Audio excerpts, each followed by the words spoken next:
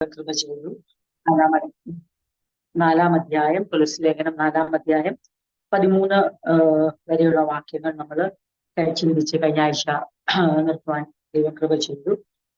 തുളസി ലേഖനത്തിന്റെ ഏറ്റവും ഒടുവിലത്തെ ഭാഗമായ അപ്പോസ്തലനായ പൗലോസ് ഫൈനലായിട്ടുള്ള കൊടുക്കുന്ന ഇൻസ്ട്രക്ഷൻസും പ്രിയപ്പെട്ടവരുടേതായ വന്ദനങ്ങളും ഗ്രീറ്റിംഗ്സും അവരെ കുറിച്ചുള്ള തെറ്റ കമന്റേഷൻസും ആണ്. കോ വർക്കേഴ്സിനെ കുറിച്ചുള്ള അപ്പോസ്തലനായ പൗലോസിന്റെ സാക്ഷ്യം താൻ എങ്ങനെയാണ് തനിക്ക് അവരുടെ എപ്രകാരം തനിക്ക് ആയിരിക്കുന്നതാണ് തന്നെ അവരെ കുറിച്ച് പറയുന്ന നല്ല അഭിപ്രായങ്ങൾ, നല്ല സാക്ഷ്യങ്ങളാണ് ചില ദിവസങ്ങളായിട്ട് നമ്മൾ ചിന്തിച്ചുകൊണ്ടിരിക്കുന്നത്. അതിന്റെ ഏറ്റവും അവസാന ഭാഗത്തിലേക്കാണ് നമ്മളിപ്പോൾ എത്തിച്ചേർന്നിരിക്കുന്നത്. നമുക്ക് ദൈവം ഓരോ വ്യക്തികളെയും എങ്ങനെയാണ് തന്റെ വേലയ്ക്കായിട്ട് ഉപയോഗിക്കുന്നതെന്നും ജീവിതത്തില് പൂർവ്വകാലങ്ങൾ ദൈവത്തിൽ പ്രയോജനപ്പെടാത്തവരെ പിൽക്കാലത്ത് പ്രയോജനപ്പെടുത്തുന്ന ദൈവത്തിന്റെ പ്രവൃത്തിയും ഒരിക്കൽ മാനസാന്തരപ്പെട്ടു വന്നവരെ പിന്നീട് അവരുടെ പഴയ കാലം വെച്ച് അവരെ വിലയിരുത്താതെ അവരെ ഇപ്പോൾ അവരെങ്ങനെ ആയിരിക്കുന്നു എന്നുള്ളത് മാത്രം നോക്കുന്ന ദൈവത്തിന്റെ സ്നേഹം, അത് അവരെയും മറ്റുള്ളവരുമായി ഒരിക്കലും കമ്പയർ ചെയ്തിട്ട് താഴ്ത്തി കെട്ടാത്ത, പണ്ടങ്ങനെ ആയിരുന്നു എന്ന് പറഞ്ഞ് ഇന്നത്തെ അവരുടെ തീഷ്ണതയോ വിശ്വസ്തതയോ ഒരിക്കലും ചോദ്യം ചെയ്യാതെ ഏറ്റവും ശ്രേഷ്ഠരായി മാന്യരായി എണ്ണുന്ന അപ്പോസ്തലന്റെ തന്റെ സഹപ്രവർത്തകരോടുള്ള സ്നേഹവും അവരെ താൻ വിലമതിക്കുന്നു, തന്റെ ഹൃദയത്തിൽ അവർക്ക് എത്രയധികം സ്ഥാനമുണ്ട് എന്ന് നമുക്ക് ചില വ്യക്തികളുടെ ജീവിത പശ്ചാത്തലം കൂടെ ചിന്തിച്ച് നമുക്ക് മുന്നോട്ട് പോകാൻ ദൈവം കൃപ ചെയ്തല്ലോ. അതിന് നമ്മള് അപ്പോസ്തലനായ പൗലോസിന്റെ final instructions and greetings and commendations ചിന്തിച്ചപ്പോൾ നമ്മുടെ ജീവിതത്തോട് ബന്ധപ്പെട്ട് നമുക്കും മാതൃകയാക്കാൻ കഴിയുന്ന, നമ്മളും മാതൃകയാക്കേണ്ടതുമായ ഭാഗങ്ങളിൽ നമുക്ക് ദൈവം വെളിപ്പെടുത്തി തന്നു. പ്രധാനമായിട്ടും നമ്മൾ ചിന്തിച്ച വ്യക്തികളെ ഒന്നും കൂടെ ഓർപ്പിച്ച് അവസാന ഭാഗത്തിലേക്ക് ഞാൻ കടന്നു വരാൻ ആഗ്രഹിക്കുന്നു. തിഹിക്കോസിനെയും ഒനോസിമോസിനെയും കുറിച്ച് നമ്മൾ ചിന്തിച്ചു. അപ്പോസ്തലനായ പൗലോസ് 7-ാം വാക്യത്തിൽ പറയുന്നു, 4:7 എന്റെ അവസ്ഥയൊക്കെയും കർത്താവിൽ പ്രിയ സഹോദരനും വിശ്വസ്ത ശുശ്രൂഷകനും സഹപ്രത്യനുമായ തിഹിക്കോസ് നിങ്ങളോട് അറിയിക്കും. നിങ്ങൾ ഞങ്ങളുടെ അവസ്ഥ അറിയുവാനും അവൻ നിങ്ങളുടെ ഹൃദയങ്ങളെ ആശ്വസിക്കുവാനുമായി ഞാൻ അവനെ നിങ്ങളിൽ ഒരുത്തനായ ഒനോസിമോസ് എന്ന വിശ്വസ്തനും പ്രിയനുമായ സഹോദരനോട് കൂടെ നിങ്ങളുടെ അടുക്കൽ അയച്ചിരിക്കുന്നു. ഇവിടുത്തെ അവസ്ഥയെല്ലാം അവർ നിങ്ങളോട് അറിയിക്കും. ഈ രണ്ട് വ്യക്തികളെ കുറിച്ച്, ഒന്ന് തിഹിക്കോസും ഒന്ന് ഒനോസിമോസും, അവരെ കുറിച്ച് അപ്പോസ്തലൻ പറയുന്നു, എനിക്ക് ഉറപ്പുണ്ട് അവൻ നിങ്ങളുടെ അടുത്ത് വന്നാൽ നിങ്ങളുടെ ഹൃദയങ്ങളെ ആശ്വസിപ്പിക്കുമെന്ന് ഉറപ്പുണ്ട്. എന്നിട്ട് ഒനോസിമോസിനെ കുറിച്ച് ഒരിക്കലും ഒനോസിമോസ് എന്ന ആ വ്യക്തിക്ക് ലോകം ഒരിക്കലും ഈ പദം കൊടുക്കത്തില്ല. പക്ഷെ മാനസാന്തരപ്പെട്ട് ദൈവത്തിന് ഫലം കൊടുക്കുന്ന കൊലോസ്യ ലേഖനത്തില് നമ്മള് ഒന്നാം അധ്യായം ഞാൻ എടുക്കട്ടെ, ഞാനൊന്ന് പറയാൻ നമ്മൾ ചിന്തിച്ചു വന്നപ്പോ നമ്മള് ചിന്തിച്ചൊരു ഭാഗമാണ്. അതില് 1:6 എടുക്കണ്ട, ഞാനത് നിങ്ങളോട് പറഞ്ഞിട്ട് നമ്മൾ റിവിഷനിലേക്ക് പോകുമ്പോൾ അത് പറയുന്നതായിരിക്കും. Bearing fruit by changing life, ജീവിത രൂപാന്തരത്തിലൂടെ ഫലം പുറപ്പെടുവിച്ചുകൊണ്ട് അപ്പോസ്തലനായ പൗലോസ് അവരോട് പറയുമ്പം സുവിശേഷം എത്തിക്കഴിഞ്ഞാൽ നമ്മുടെ ജീവിതത്തിൽ ഫലം കൊടുക്കണം. അപ്പം സുവിശേഷം സ്വീകരിച്ചു കഴിയുന്നവരുടെ ജീവിതത്തില് അവർക്ക് അവരുടെ ലൈഫ് ചേഞ്ച് ആയി, അവർക്ക് ലൈഫിൽ ട്രാൻസ്ഫോർമേഷൻ ഉണ്ടായി എന്നുള്ളത് വെളിപ്പെടുത്തുന്ന കാര്യമാണ് ബെയറിംഗ് ഫ്രൂട്ട്, ഫലം കൊടുക്കുക, ഫലം കായ്ക്കുക. ഈ ഒനോസിമോസ് എന്ന വ്യക്തി തികച്ചും അതിനൊരു ഉദാഹരണമാണ്. നമ്മൾ ചിന്തിച്ചാണ്, ഞാനൊരു ആവർത്തന പരിസ്ഥിതിയിലേക്ക് പോകത്തില്ല, അങ്ങനെയല്ല ഞാനിത് പറയാൻ കാര്യം. ഈ ഒനോസിമോസിന് ചേർന്ന ഒരു ക്യാരക്ടർ, ഒരു ക്വാളിറ്റി അല്ല 9 പറയുന്നത്, ഞാൻ അവനെ നിങ്ങളിൽ ഒരുത്തനായ ഒനോസിമോസിനോട് കൂടെ അയക്കുന്നെന്ന് പറഞ്ഞാൽ മതി. പക്ഷെ ഒനോസിമോസ് എന്ന വിശ്വസ്തനും പ്രിയനുമായ സഹോദരനോട് കൂടെ നിങ്ങളുടെ അടുക്കൽ അയച്ചിരിക്കുക. അതാണ് ഈ കമന്റേഷൻ എന്ന് പറയുന്നത്. ഇൻസ്ട്രക്ഷൻസ്, ഗ്രീറ്റിംഗ്സ് ആൻഡ് കമന്റേഷൻ എന്ന് പറഞ്ഞാൽ അതാണ്. എബ്രായത്തിൽ ഇങ്ങനെ പറയുന്നുണ്ട്, ഇതിനാലല്ലോ ദൈവം കമന്റ് ചെയ്ത പൂർവന്മാർക്ക് സാക്ഷ്യം വിശ്വാസത്താൽ അല്ലയോ, വിശ്വാസത്താൽ അവർ ദൈവത്തെ പ്രസാദിപ്പിച്ച നിമിത്തമല്ലയോ പൂർവികരായ ദൈവ വിശ്വാസ വീരന്മാർക്ക് ദൈവഭക്തന്മാർക്ക് സാക്ഷ്യം ലഭിച്ചെന്നുള്ള വാക്യം നമുക്ക് എല്ലാവർക്കും അറിയാം. ദൈവം അവരെ കമന്റ് ചെയ്തെന്ന് അവിടെ പറയുന്നത്. ദൈവം അവരെ കമന്റ് ചെയ്തു. ഇതുപോലെ അപ്പോസ്തലനായ പൗലോസ് തന്റെ സഹവൃത്തിയരെ കമന്റ് ചെയ്യുക. അപ്പൊ തിഖിക്കോസിനെ അയക്കുന്നു. തിഖിക്കോസിന്റെ കാര്യങ്ങൾ പറഞ്ഞിട്ട് അവൻ നിങ്ങളെ അറിയിക്കും എന്നൊക്കെ പറഞ്ഞിട്ട് വേണമെങ്കിൽ എന്ത് പറയാം, 7-ാം വാക്യം 4:7, എന്റെ അവസ്ഥയൊക്കെയും കർത്താവിൽ പ്രിയ സഹോദരനും വിശ്വസ്ത ശുശ്രൂഷകനും സഹവൃത്യനുമായ തിഖിക്കോസ് നിങ്ങളോട് അറിയിക്കും. കൂടെ ഞാൻ ഒനോസിമോസിനെ അയക്കുന്നു. കാരണം ഈ കൊളോസിയയിലെ വിശ്വാസിയാണ് ഒനോസിമോസ്. ഫിലോമോൻ കൊളോസിയയിലുള്ള ആളാണ്, അദ്ദേഹത്തിന്റെ ദാസനായിരുന്നു. അപ്പൊ അവരോട് ഇത് പറഞ്ഞാൽ അവരെന്ത് ചിന്തിക്കും? ഓ, ഈ ഒനോസിമോസിനെ കുറിച്ച് ഞങ്ങളോട് കൂടുതലൊന്നും പറയണ്ട, ഞങ്ങൾക്ക് അവനെ നന്നായിട്ട്.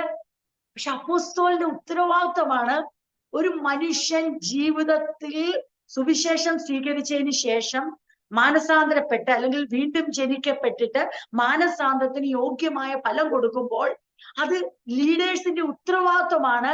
അവർ ഫലം കൊടുക്കുന്നെങ്കിൽ അവരെ കമന്റ് ചെയ്യാന്നുള്ളത്, അവരെ സാക്ഷ്യപ്പെടുത്തുക എന്നുള്ളത്. അപ്പോസ്തലനായ പൗലോസ് കൊലോസ്യ സഭയിലേക്ക് ഒനോസിമോസിനെയും തിഖിക്കോസിനെയും കൂടെ അയക്കുമ്പോൾ ഒനോസിമോസിന്റെ ക്യാരക്ടർ ആൻഡ് ക്വാളിറ്റി ഇനി ഒരു പ്രീവിയസ് ഹിസ്റ്ററി വെച്ച്, ഒരു പഴയകാല ചരിത്രം വെച്ച് നിങ്ങൾ അവനെ കാണാനേ പാടില്ല. കാരണം അവൻ എന്ത് ചെയ്യുന്നുണ്ടെന്ന് അറിയാമോ? He is bearing fruit. അതിന്റെ തെളിവാണ്, അതിന് കൊടുക്കുന്ന കമന്റേഷൻ ആണ്. അവൻ ആരാണെന്നറിയാമോ? അവൻ വിശ്വസ്തനും പ്രിയനുമായ സഹോദരനാണ്. ഇത് ഒരിക്കൽ നമ്മൾ ചിന്തിച്ചതാണ്. വീണ്ടും ഞാൻ ഓർപ്പിക്കുന്നു, ദൈവത്തിനു വേണ്ടി നാം ഫലം കൊടുക്കുമ്പോൾ നമ്മുടെ പൂർവ്വകാല ചരിത്രം ആരും ഓർക്കാനും ഓർമ്മിപ്പിക്കാനും ദൈവം സമ്മതിക്കത്തില്ല. അത് കൊടുക്കാതിരുന്നിട്ട്, ദൈവത്തിന് ഫലം കൊടുക്കാതെ സുവിശേഷം സ്വീകരിച്ചവർ സുവിശേഷത്തെ റിസീവ് ചെയ്തിട്ട് അതിന് തക്ക ഫലം പുറത്തോട്ട് കൊടുക്കാതിരിക്കുമ്പോഴാണ് ജീവിതത്തിൽ നമുക്ക് ഒരിക്കലും പിന്നെ ഒരു സാക്ഷ്യം ഉണ്ടാകാതെ ഒരു തരത്തിലും നമ്മള് ജീവിതം ഒരു ഒരു നിഷ്ഫലമായി പോകുന്ന അനുഭവത്തിലേക്ക് വരുന്നത്. എന്നാൽ പഴയകാല ജീവിതം എത്ര കൊള്ളരുതാത്തതാണെങ്കിലും, അത് ദൈവത്തിനും മനുഷ്യർക്കും നിരക്കാത്തതാണെങ്കിലും, ദൈവം വിളിച്ചു വേർതിരിച്ചു കഴിഞ്ഞാൽ, സുവിശേഷം ഉൾനട്ട് കഴിഞ്ഞാൽ, സുവിശേഷത്തെ റിസീവ് ചെയ്ത് കഴിഞ്ഞാൽ പിന്നെ ഉള്ളതാണ് ദൈവം നോക്കുന്നത്. അവിടെ നിന്നാണ് നമ്മുടെ ജീവിതത്തിൽ ദൈവം ഫലം പ്രതീക്ഷിക്കുന്നത്. അവിടെ കൊടുക്കാതിരിക്കുമ്പോഴാണ് നമ്മുടെ തല കുനിക്കപ്പെടുന്നതും മറ്റുള്ളവർക്ക് നമ്മളെ കമന്റ് ചെയ്യാൻ പറ്റത്തില്ല. വിശ്വസ്തൻ എന്ന് പറയാൻ നമ്മൾ ആഗ്രഹിച്ചാലും നമ്മളെ വിശ്വസ്തൻ എന്ന് മറ്റൊരാൾ സാക്ഷ്യപ്പെടുത്തണമെങ്കിൽ അത് വെറുതെ പറ്റത്തില്ല. അതിന് നമ്മൾ എന്ത് ചെയ്യണം? ഫലം കൊടുക്കണം. അപ്പോസ്തലനായ പൗലോസ് തന്റെ സ്നേഹാധിക്യം കൊണ്ടല്ല ഒനോസിമോസിനെ കമന്റ് ചെയ്യുന്നത്. സ്നേഹമുണ്ട്. പക്ഷേ ആ സ്നേഹത്താൽ ഒരു സാക്ഷ്യം ലഭിക്കണമെങ്കിൽ എന്ത് ചെയ്യണം? സ്നേഹിക്കപ്പെടുന്നവർ, സുവിശേഷം സ്വീകരിച്ചവർ, അവർ കാലാകാലങ്ങളിൽ സമയാസമയങ്ങളിൽ ഫലം കൊടുത്തെങ്കിൽ മാത്രമേ നമുക്ക് കമന്റ് ചെയ്യാൻ പറ്റത്തുള്ളൂ, നമുക്ക് അവരെ സാക്ഷ്യപ്പെടുത്താൻ പറ്റത്തുള്ളൂ. വ്യക്തിപരമായ സ്നേഹം കൊണ്ട് നമുക്ക് അവരോട് ക്ഷമിക്കാം, ഒരാളെ സഹിക്കാം, ഒരാളോട് പൊറുക്കാം. പക്ഷെ സാക്ഷ്യം കിട്ടത്തില്ല. നമ്മളെ ദൈവം കമന്റ് ചെയ്യണമെങ്കിൽ, നമ്മളെ ദൈവിക ശുശ്രൂഷകർ നമ്മളെ സാക്ഷ്യപ്പെടുത്തണമെങ്കിൽ, നമ്മളെ ദൈവിക ശുശ്രൂഷകൾക്കായി സംശയം കൂടാതെ ഉപയോഗിക്കണമെങ്കിൽ, അയക്കണമെങ്കിൽ നമ്മൾ എന്ത് ചെയ്തിരിക്കണം? We must bear fruit. നാം ഫലം കൊടുത്തിരിക്കണം. ഒരാൾ നമ്മളെ സ്നേഹിക്കുന്നതുകൊണ്ട് അവർ ദീർഘമായി നമ്മളോട് ക്ഷമിച്ചേക്കാം. ഒരാൾ നമ്മളെ സ്നേഹിക്കുന്നതുകൊണ്ട് ദീർഘമായി അവർ നമ്മളോട് ജീവിതത്തിൽ ഒത്തിരി അവസരങ്ങൾ തന്നേക്കാം. നമ്മളുടെ കുറ്റം ആരോടും പറയാതിരുന്നേക്കാം. പക്ഷെ അതൊന്നും നമ്മളെ സാക്ഷ്യത്തിലേക്ക് നയിക്കും. നാം ഫലം കൊടുക്കുമ്പോൾ മാത്രമാണ് മറ്റുള്ളവർക്ക് നമ്മളെ കമന്റ് ചെയ്യാൻ പറ്റുന്നത്. അപ്പോസ്തലനായ പൗലോസിന് ഒനോസിമോസിനുള്ള സ്നേഹാധിക്യം കൊണ്ടല്ല ഈ കമന്റേഷൻ കിട്ടിയത്, മറിച്ച് ഒനോസിമോസ് പൗലോസിന്റെ സ്നേഹത്തെ ഒട്ടും ദുർവിനിയോഗം ചെയ്തില്ല. മറിച്ച് പൗലോസിന്റെ സ്നേഹം സുവിശേഷം എത്തുവാൻ കാരണമായി. സുവിശേഷം താൻ സ്വീകരിച്ചു കഴിഞ്ഞപ്പോൾ അതിന് തക്കതായ ഫലം കൊടുക്കാൻ ഒനോസിമോസിന് കഴിഞ്ഞത് കൊണ്ട് തന്റെ പൂർവകാല ചരിത്രം നന്നായി അറിയാമെന്ന തന്റെ മാതൃസഭയിലേക്ക് തന്നെ അയക്കുമ്പോൾ അവരുടെ ഉള്ളിൽ തന്റെ പൂർവകാല ചരിത്രം തെളിഞ്ഞു വരാതെ തന്റെ ഇപ്പോൾ എന്താണോ വർത്തമാന കാലത്തിൽ ഒനോസിമോസ് ആരാണോ അത് വെളിപ്പെടുത്തുവാൻ അപ്പോസ്തലൻ ഒനോസിമോസിനെ കമന്റ് ചെയ്തു. അത് ദൈവം കൊടുക്കുന്ന ഒരു വലിയ സാക്ഷ്യമാണ്. അത് നമ്മുടെ മനസ്സിൽ ഓർത്തിരുന്നോണം. ഇനി ഒരു കാര്യം കൂടെ ഓർത്തോണം. ദൈവം നീതീകരിച്ചതിനെ ആരെങ്കിലും കുറ്റം ചുമത്തിയാൽ പിന്നെ ആ വ്യക്തിക്ക് വേണ്ടി എഴുന്നേൽക്കുന്ന ദൈവമോ?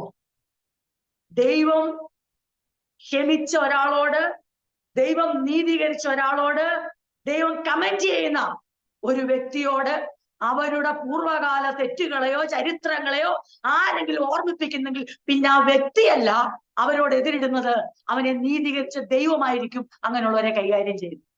കൊലോസ്യ സഭ ഒനോസിമോസിനെ സ്വീകരിക്കാതിരിക്കുകയാണെങ്കിൽ, ഫിലോമോൻ ഒനോസിമോസിനെ സ്വീകരിക്കാതിരിക്കുകയാണെങ്കിൽ, സ്വീകരിച്ചു. കാരണം ആ ഫിലോമോൻ എഴുതിയ കത്തിനകത്ത് പൗലോസിന്റെ ആ ലെറ്റർ ഫിലോമോന് തന്റെ ദാസനെ അക്സെപ്റ്റ് ചെയ്യാനുള്ള കാരണമായി തീർന്നു. ആരെങ്കിലും ദൈവം നീതീകരിച്ചതിനെ, ദൈവം പാപങ്ങളെ ക്ഷമിച്ചതിനെ, ദൈവം പുറത്ത് ദൈവത്തിനു വേണ്ടി നിൽക്കുന്നവരെ അവരുടെ പൂർവ്വകാല ചരിത്രം ഓർക്കുകയോ ഓർമ്മിപ്പിക്കുകയോ അത് പറഞ്ഞ് പിന്നിൽ നിന്നൊരു സംസാരമോ ആരെങ്കിലും ചെയ്താൽ പിന്നെ അവരോട് കണക്ക് ചോദിക്കുന്നത് ആ വ്യക്തി ആയിരിക്കത്തില്ല, ദൈവമായി. അതെപ്പോഴും നമ്മുടെ മനസ്സിലുണ്ടായിരിക്കണം. ഒരാൾ കർത്താവിന് വേണ്ടി ഫലം കൊടുക്കുന്നു എന്ന് കണ്ടു കഴിഞ്ഞാൽ പിന്നെ നമ്മൾ അവരുടെ ഭാവിയെ, അവരുടെ ഭൂതകാലത്തെ ഓർക്കാനേ പാടില്ല. അത് വളരെ ശ്രദ്ധയോടെ ഓരോ ദൈവമക്കളും കരുതിക്കണം. ഇനി അനേകർ വിശ്വാസത്തിലേക്ക് വരാം, പൂർവ്വകാല ചരിത്രം തീരെ കൊള്ളരുതാത്തവർ ദൈവത്തിൽ വരാം, അല്ലെങ്കിൽ നമ്മൾ ഓരോരുത്തരും നമ്മുടെ ജീവിതത്തിൽ തിരിഞ്ഞു നോക്കിയാൽ യോഗ്യമല്ലാതെ നാം ജീവിച്ച്, ഇതൊന്നുമല്ല ദൈവം നോക്കുന്നത്. സുവിശേഷം ഉൾനട്ടതിന് ശേഷം, സുവിശേഷത്തെ റിസീവ് ചെയ്തതിനു ശേഷം, ആ നല്ല വർത്തമാനത്തെ, ആ നല്ല വാർത്തയെ, ആ നല്ല രക്ഷകനെ ഉള്ളിൽ സ്വീകരിച്ചതിന് ശേഷം കൊള്ളരുതാത്ത ഫലമാ പുറപ്പെടുവിക്കുന്നെങ്കിൽ നമ്മുടെ ഭൂതവും ഭാവി വർത്തമാനം എല്ലാം കണക്കാം.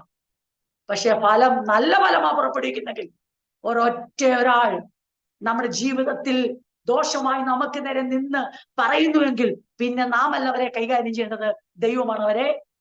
ഒനോസിമോസ് എന്ന വ്യക്തിയുടെ ജീവിതത്തിൽ നമുക്ക് വലിയൊരു മാതൃകയാണത്. വീണ്ടും വീണ്ടും ദൈവം നമ്മളെ ഓർപ്പിക്കുന്നത്, നമ്മുടെ ഫലം കായ്ക്കുന്നവരെ നാം ഫലം കായ്ക്കണം, ഫലം കായ്ക്കുന്നവരെ നമ്മൾ അക്സെപ്റ്റ് ചെയ്യേ. അതിനുവേണ്ടി ഇത് വീണ്ടും ഓർപ്പിക്കുന്നേ. ഫലം കായ്ക്കണം, ഫലം ജീവിത രൂപാന്തരം, ഫലത്തിലൂടെ സ്വഭാവ രൂപാന്തരത്തിലൂടെ വെളിപ്പെടുത്തുന്നവരെ ഒരൊറ്റ മനുഷ്യര്, അവരെ കുറിച്ച് ഇനി എത്ര നന്നായിട്ട് അറിയാവുന്നവരാണെങ്കിലും ആ പഴയകാല ജീവിതം എടുത്തുകൊണ്ട് മുൻപിലോട്ട് വരാൻ പാടില്ല. ഒരു വാക്കുപോലും ദൈവം കമന്റ് ചെയ്ത് കഴിഞ്ഞാൽ പിന്നെ നമ്മുടെ ഏതെങ്കിലും ദോഷകരമായ ഒരു കമന്റ് പോലും ദൈവം സഹിക്കത്തില്ല. അത് ദൈവമക്കൾ നന്നായി ഓർത്തോണം എന്ന് ഇന്ന് രാത്രി ദൈവം ഓർപ്പിക്കുക. കാരണം അല്ലെങ്കിൽ പിന്നെ നാം കണക്ക് കൊടുക്കേണ്ട ദൈവത്തോടാ. ഫലം കായ്ക്കുന്ന കണക്ക് കൊടുക്കേണ്ട, ഫലം കായ്ക്കുന്നതിനെ കുറ്റം പറയുന്നവര് ദൈവത്തോട് കണക്ക് കൊടുക്കേണ്ട വരും. അതുകൊണ്ട് അപ്പോസ്തലനായ പൗലോസ് ആഗ്രഹിച്ചു, തീർക്കോസിനോടൊപ്പം ഒനോസിമോസ് എത്തുമ്പോൾ രണ്ടുപേരും വിശ്വസ്തരും പ്രിയരുമാണ്, രണ്ടുപേരെയും ഒരുപോലെ സ്വീകരിക്കണമെന്ന് അപ്പോസ്തലൻ ആഗ്രഹിച്ചു. അങ്ങനെ നമ്മൾ ചിന്തിച്ചു വന്നവരാണ് തിഹിക്കോസും ഒനോസിമോസും. അത് കഴിഞ്ഞ് നമ്മൾ ചിന്തിച്ചാണ് അരിസ്തർഹോസും ബർന്നബാസും, മർക്കോസും, ബർന്നബാസിന്റെ കസിനായ മർക്കോസ്. അവിടെയും വീണ്ടും അതേ ചരിത്രം ആവർത്തിക്കപ്പെടുന്നു. മർക്കോസ് ഇടയ്ക്ക് വെച്ച് ഒന്നാം മിഷണറി യാത്രയിൽ അതെ പൗലോസിനെയും ബർന്നബാസിന്റെ യാത്രയിൽ ഇട്ടിട്ട് പോയ ഒരാൾ വീണ്ടും തിരിച്ച് രണ്ടാം മിഷണറി യാത്രയിൽ മർക്കോസിനെ കൂട്ടണമെന്ന് ബർന്നബാസ് പറഞ്ഞപ്പോൾ ശക്തയുക്തമായി പൗലോസ് അതിനെ എതിർത്ത് ഉഗ്രവാദം ഉണ്ടായിട്ട് പൗലോസ് ശീലാസിനെയും കൂട്ടിപ്പോന്നു, ബർന്നബാസ് മർക്കോസിനെയും കൂട്ടിപ്പോന്നു. അതൊക്കെ കാണുമ്പോൾ നമ്മൾ വിചാരിക്കും മുട്ടനടിയാണല്ലോ നടന്നതെന്ന്. പക്ഷെ പിന്നീട് വായിക്കുമ്പോൾ നമുക്ക് മനസ്സിലാവും മർക്കോസ് വീണ്ടും വേലയിൽ പ്രയോജനമുള്ളവനായി മാറി. അപ്പോസ്തലനായ പൗലോസ് മർക്കോസിനെ കമന്റ് ചെയ്യുന്നതാണ് നമ്മൾ പഠിച്ചത്. മർക്കോസിനെ കുറിച്ച് പറയുന്നു, അവനെ കൊണ്ടുവരണം, അവൻ എനിക്ക് പ്രയോജനമുള്ളവനാ, അവനെ എനിക്ക് ആവശ്യമുണ്ട്. ഒരിക്കലും ആവശ്യമില്ല, എനിക്ക് അവനെ വേണ്ട എന്ന് പറഞ്ഞ അതേ പൗലോസ് എനിക്ക് അവനെ വേണം, ബ്രിങ് മാർക്ക് ടു മീ, മർക്കോസിനെ എന്റെ അടുത്തേക്ക് കൊണ്ടുവരിക എന്ന് പറയുന്നു. നമ്മൾ തിമോഥെയോസിന്റെ ലേഖനത്തിൽ നിന്ന് വായിച്ചു. അതിന്റെ അർത്ഥം മനസ്സിലായോ? അതിന്റെ അർത്ഥം ഇതാണ്, നമുക്ക് ഒരുപക്ഷെ ചില സമയങ്ങളിൽ നമുക്ക് പ്രയോജനമില്ലെന്ന് തോന്നുന്നവർ നമ്മുടെ വിശ്വാസയാത്രയിലോ ശുശ്രൂഷയുടെ യാത്രയിലോ മിനിസ്ട്രിയിലോ മിഷനിലോ നമുക്ക് വേണ്ടുവണ്ണം പ്രയോജനപ്പെടുന്നില്ലെന്ന് തോന്നി നമുക്ക് ബുദ്ധിമുട്ടായി അനുഭവപ്പെട്ടവർ പിൽക്കാലത്ത് പ്രയോജനപ്പെടുന്നു എന്ന് കണ്ടാൽ അവരെ കൂടെ നിർത്താൻ മടിക്കരുത്, അവരെ ചേർത്ത് നിർത്താൻ മടിക്കരുത്. അന്ന് പ്രയോജനപ്പെട്ടില്ല, അന്ന് ഇട്ടിട്ട് പോയി, അതെ അതുകൊണ്ട് ഇനി അവനെ ഒരിക്കലും വേണ്ട എന്ന് പറയുന്ന ആ മാനുഷിക നയം നമുക്ക് ഒരിക്കലും ഉണ്ടാകരുത്. ദൈവിക നയമായിരിക്കണം, ദൈവിക എന്താ പറയണ്ടേ, ആ കാഴ്ചപ്പാടായിരിക്കണം നമുക്ക് ഉണ്ടാകേണ്ടതെന്ന് ഈ ഭാഗത്തിലൂടെ നമുക്കൊരു വലിയ സന്ദേശം ലഭിക്കുന്നു. ആരെങ്കിലും പറയണേ, എന്തിനാ പാസ്റ്റർ പിന്നെ അവരെ കൂടെ കൂട്ടിയത്, അവരെ ഇടയ്ക്ക് ഇട്ടിട്ട് പോയതല്ലേ? പക്ഷേ അല്ല, അവരിപ്പം പ്രയോജനപ്പെടും, അവരിപ്പം ഗുണമുള്ളവരാ എന്ന് ഉറപ്പുണ്ടെങ്കിൽ എങ്ങനെയാ ഉറപ്പ് വരുത്തുന്നേ? ഊഹാപോഹമല്ല, ഉറപ്പ് ഊഹാപോഹമല്ല. Bearing fruit by changing lives. എപ്പോഴും ഓർത്തോണം, ഒരാളെ ഉൾക്കൊള്ളുവാൻ നമ്മുടെ ഊഹാപോഹങ്ങളല്ല അതിന്റെ അടിസ്ഥാനം, മറിച്ച് ആ വ്യക്തി ദൃശ്യമായ സ്വഭാവ രൂപാന്തരത്തിലൂടെ, ഫലത്തിലൂടെ ജീവിത മാറ്റം വെളിപ്പെടുത്തുന്നുവെങ്കിൽ നമുക്കവരെ കൈക്കൊള്ളാൻ കൂടെ നിർത്താം. അത് വീണ്ടും ദൈവം നമ്മളെ ഈ ഭാഗങ്ങളുടെ ഒനോസിമോസിലൂടെയും മർക്കോസിലൂടെയും നമ്മളെ ഓർപ്പിക്കുന്നു. അപ്പോൾ എന്താ പറയണ്ടേ, കിക്കോസിന്റെ കൂടെ ചേർത്ത് നിർത്താൻ ഒനോസിമോസിനെ പൗലോസ് ഇടയാക്കുന്നു. അരിസ്തറോസിന്റെ കൂടെ ചേർത്ത് മർക്കോസിനെ കുറിച്ചും പറയുന്നു എന്ന് നമ്മൾ ചിന്തിച്ചു. അവരെ കൈക്കൊള്ളണം. അപ്പോസ്തലന് വലിയ ആഗ്രഹമാണ്. You have to receive them. നിങ്ങൾ ഒനോസിമോസിനെ കൈക്കൊള്ളണം. നിങ്ങൾ അതെ മർക്കോസിനെ കൈക്കൊള്ളണം, അവരെ വെൽക്കം ചെയ്യണം. ഇനി ഞാൻ ശരിയാ, എന്റെ ജീവിതത്തിലും ഞാൻ അവരെ റിജക്ട് ചെയ്യുന്ന സമയമുണ്ട്. പക്ഷെ ഞാനിപ്പം വെൽക്കം ചെയ്യുന്നു, സ്വീകരിക്കുന്നു. നമുക്കൊക്കെ അതൊക്കെ കേൾക്കുമ്പോൾ ഭയങ്കര ബുദ്ധിമുട്ടാ.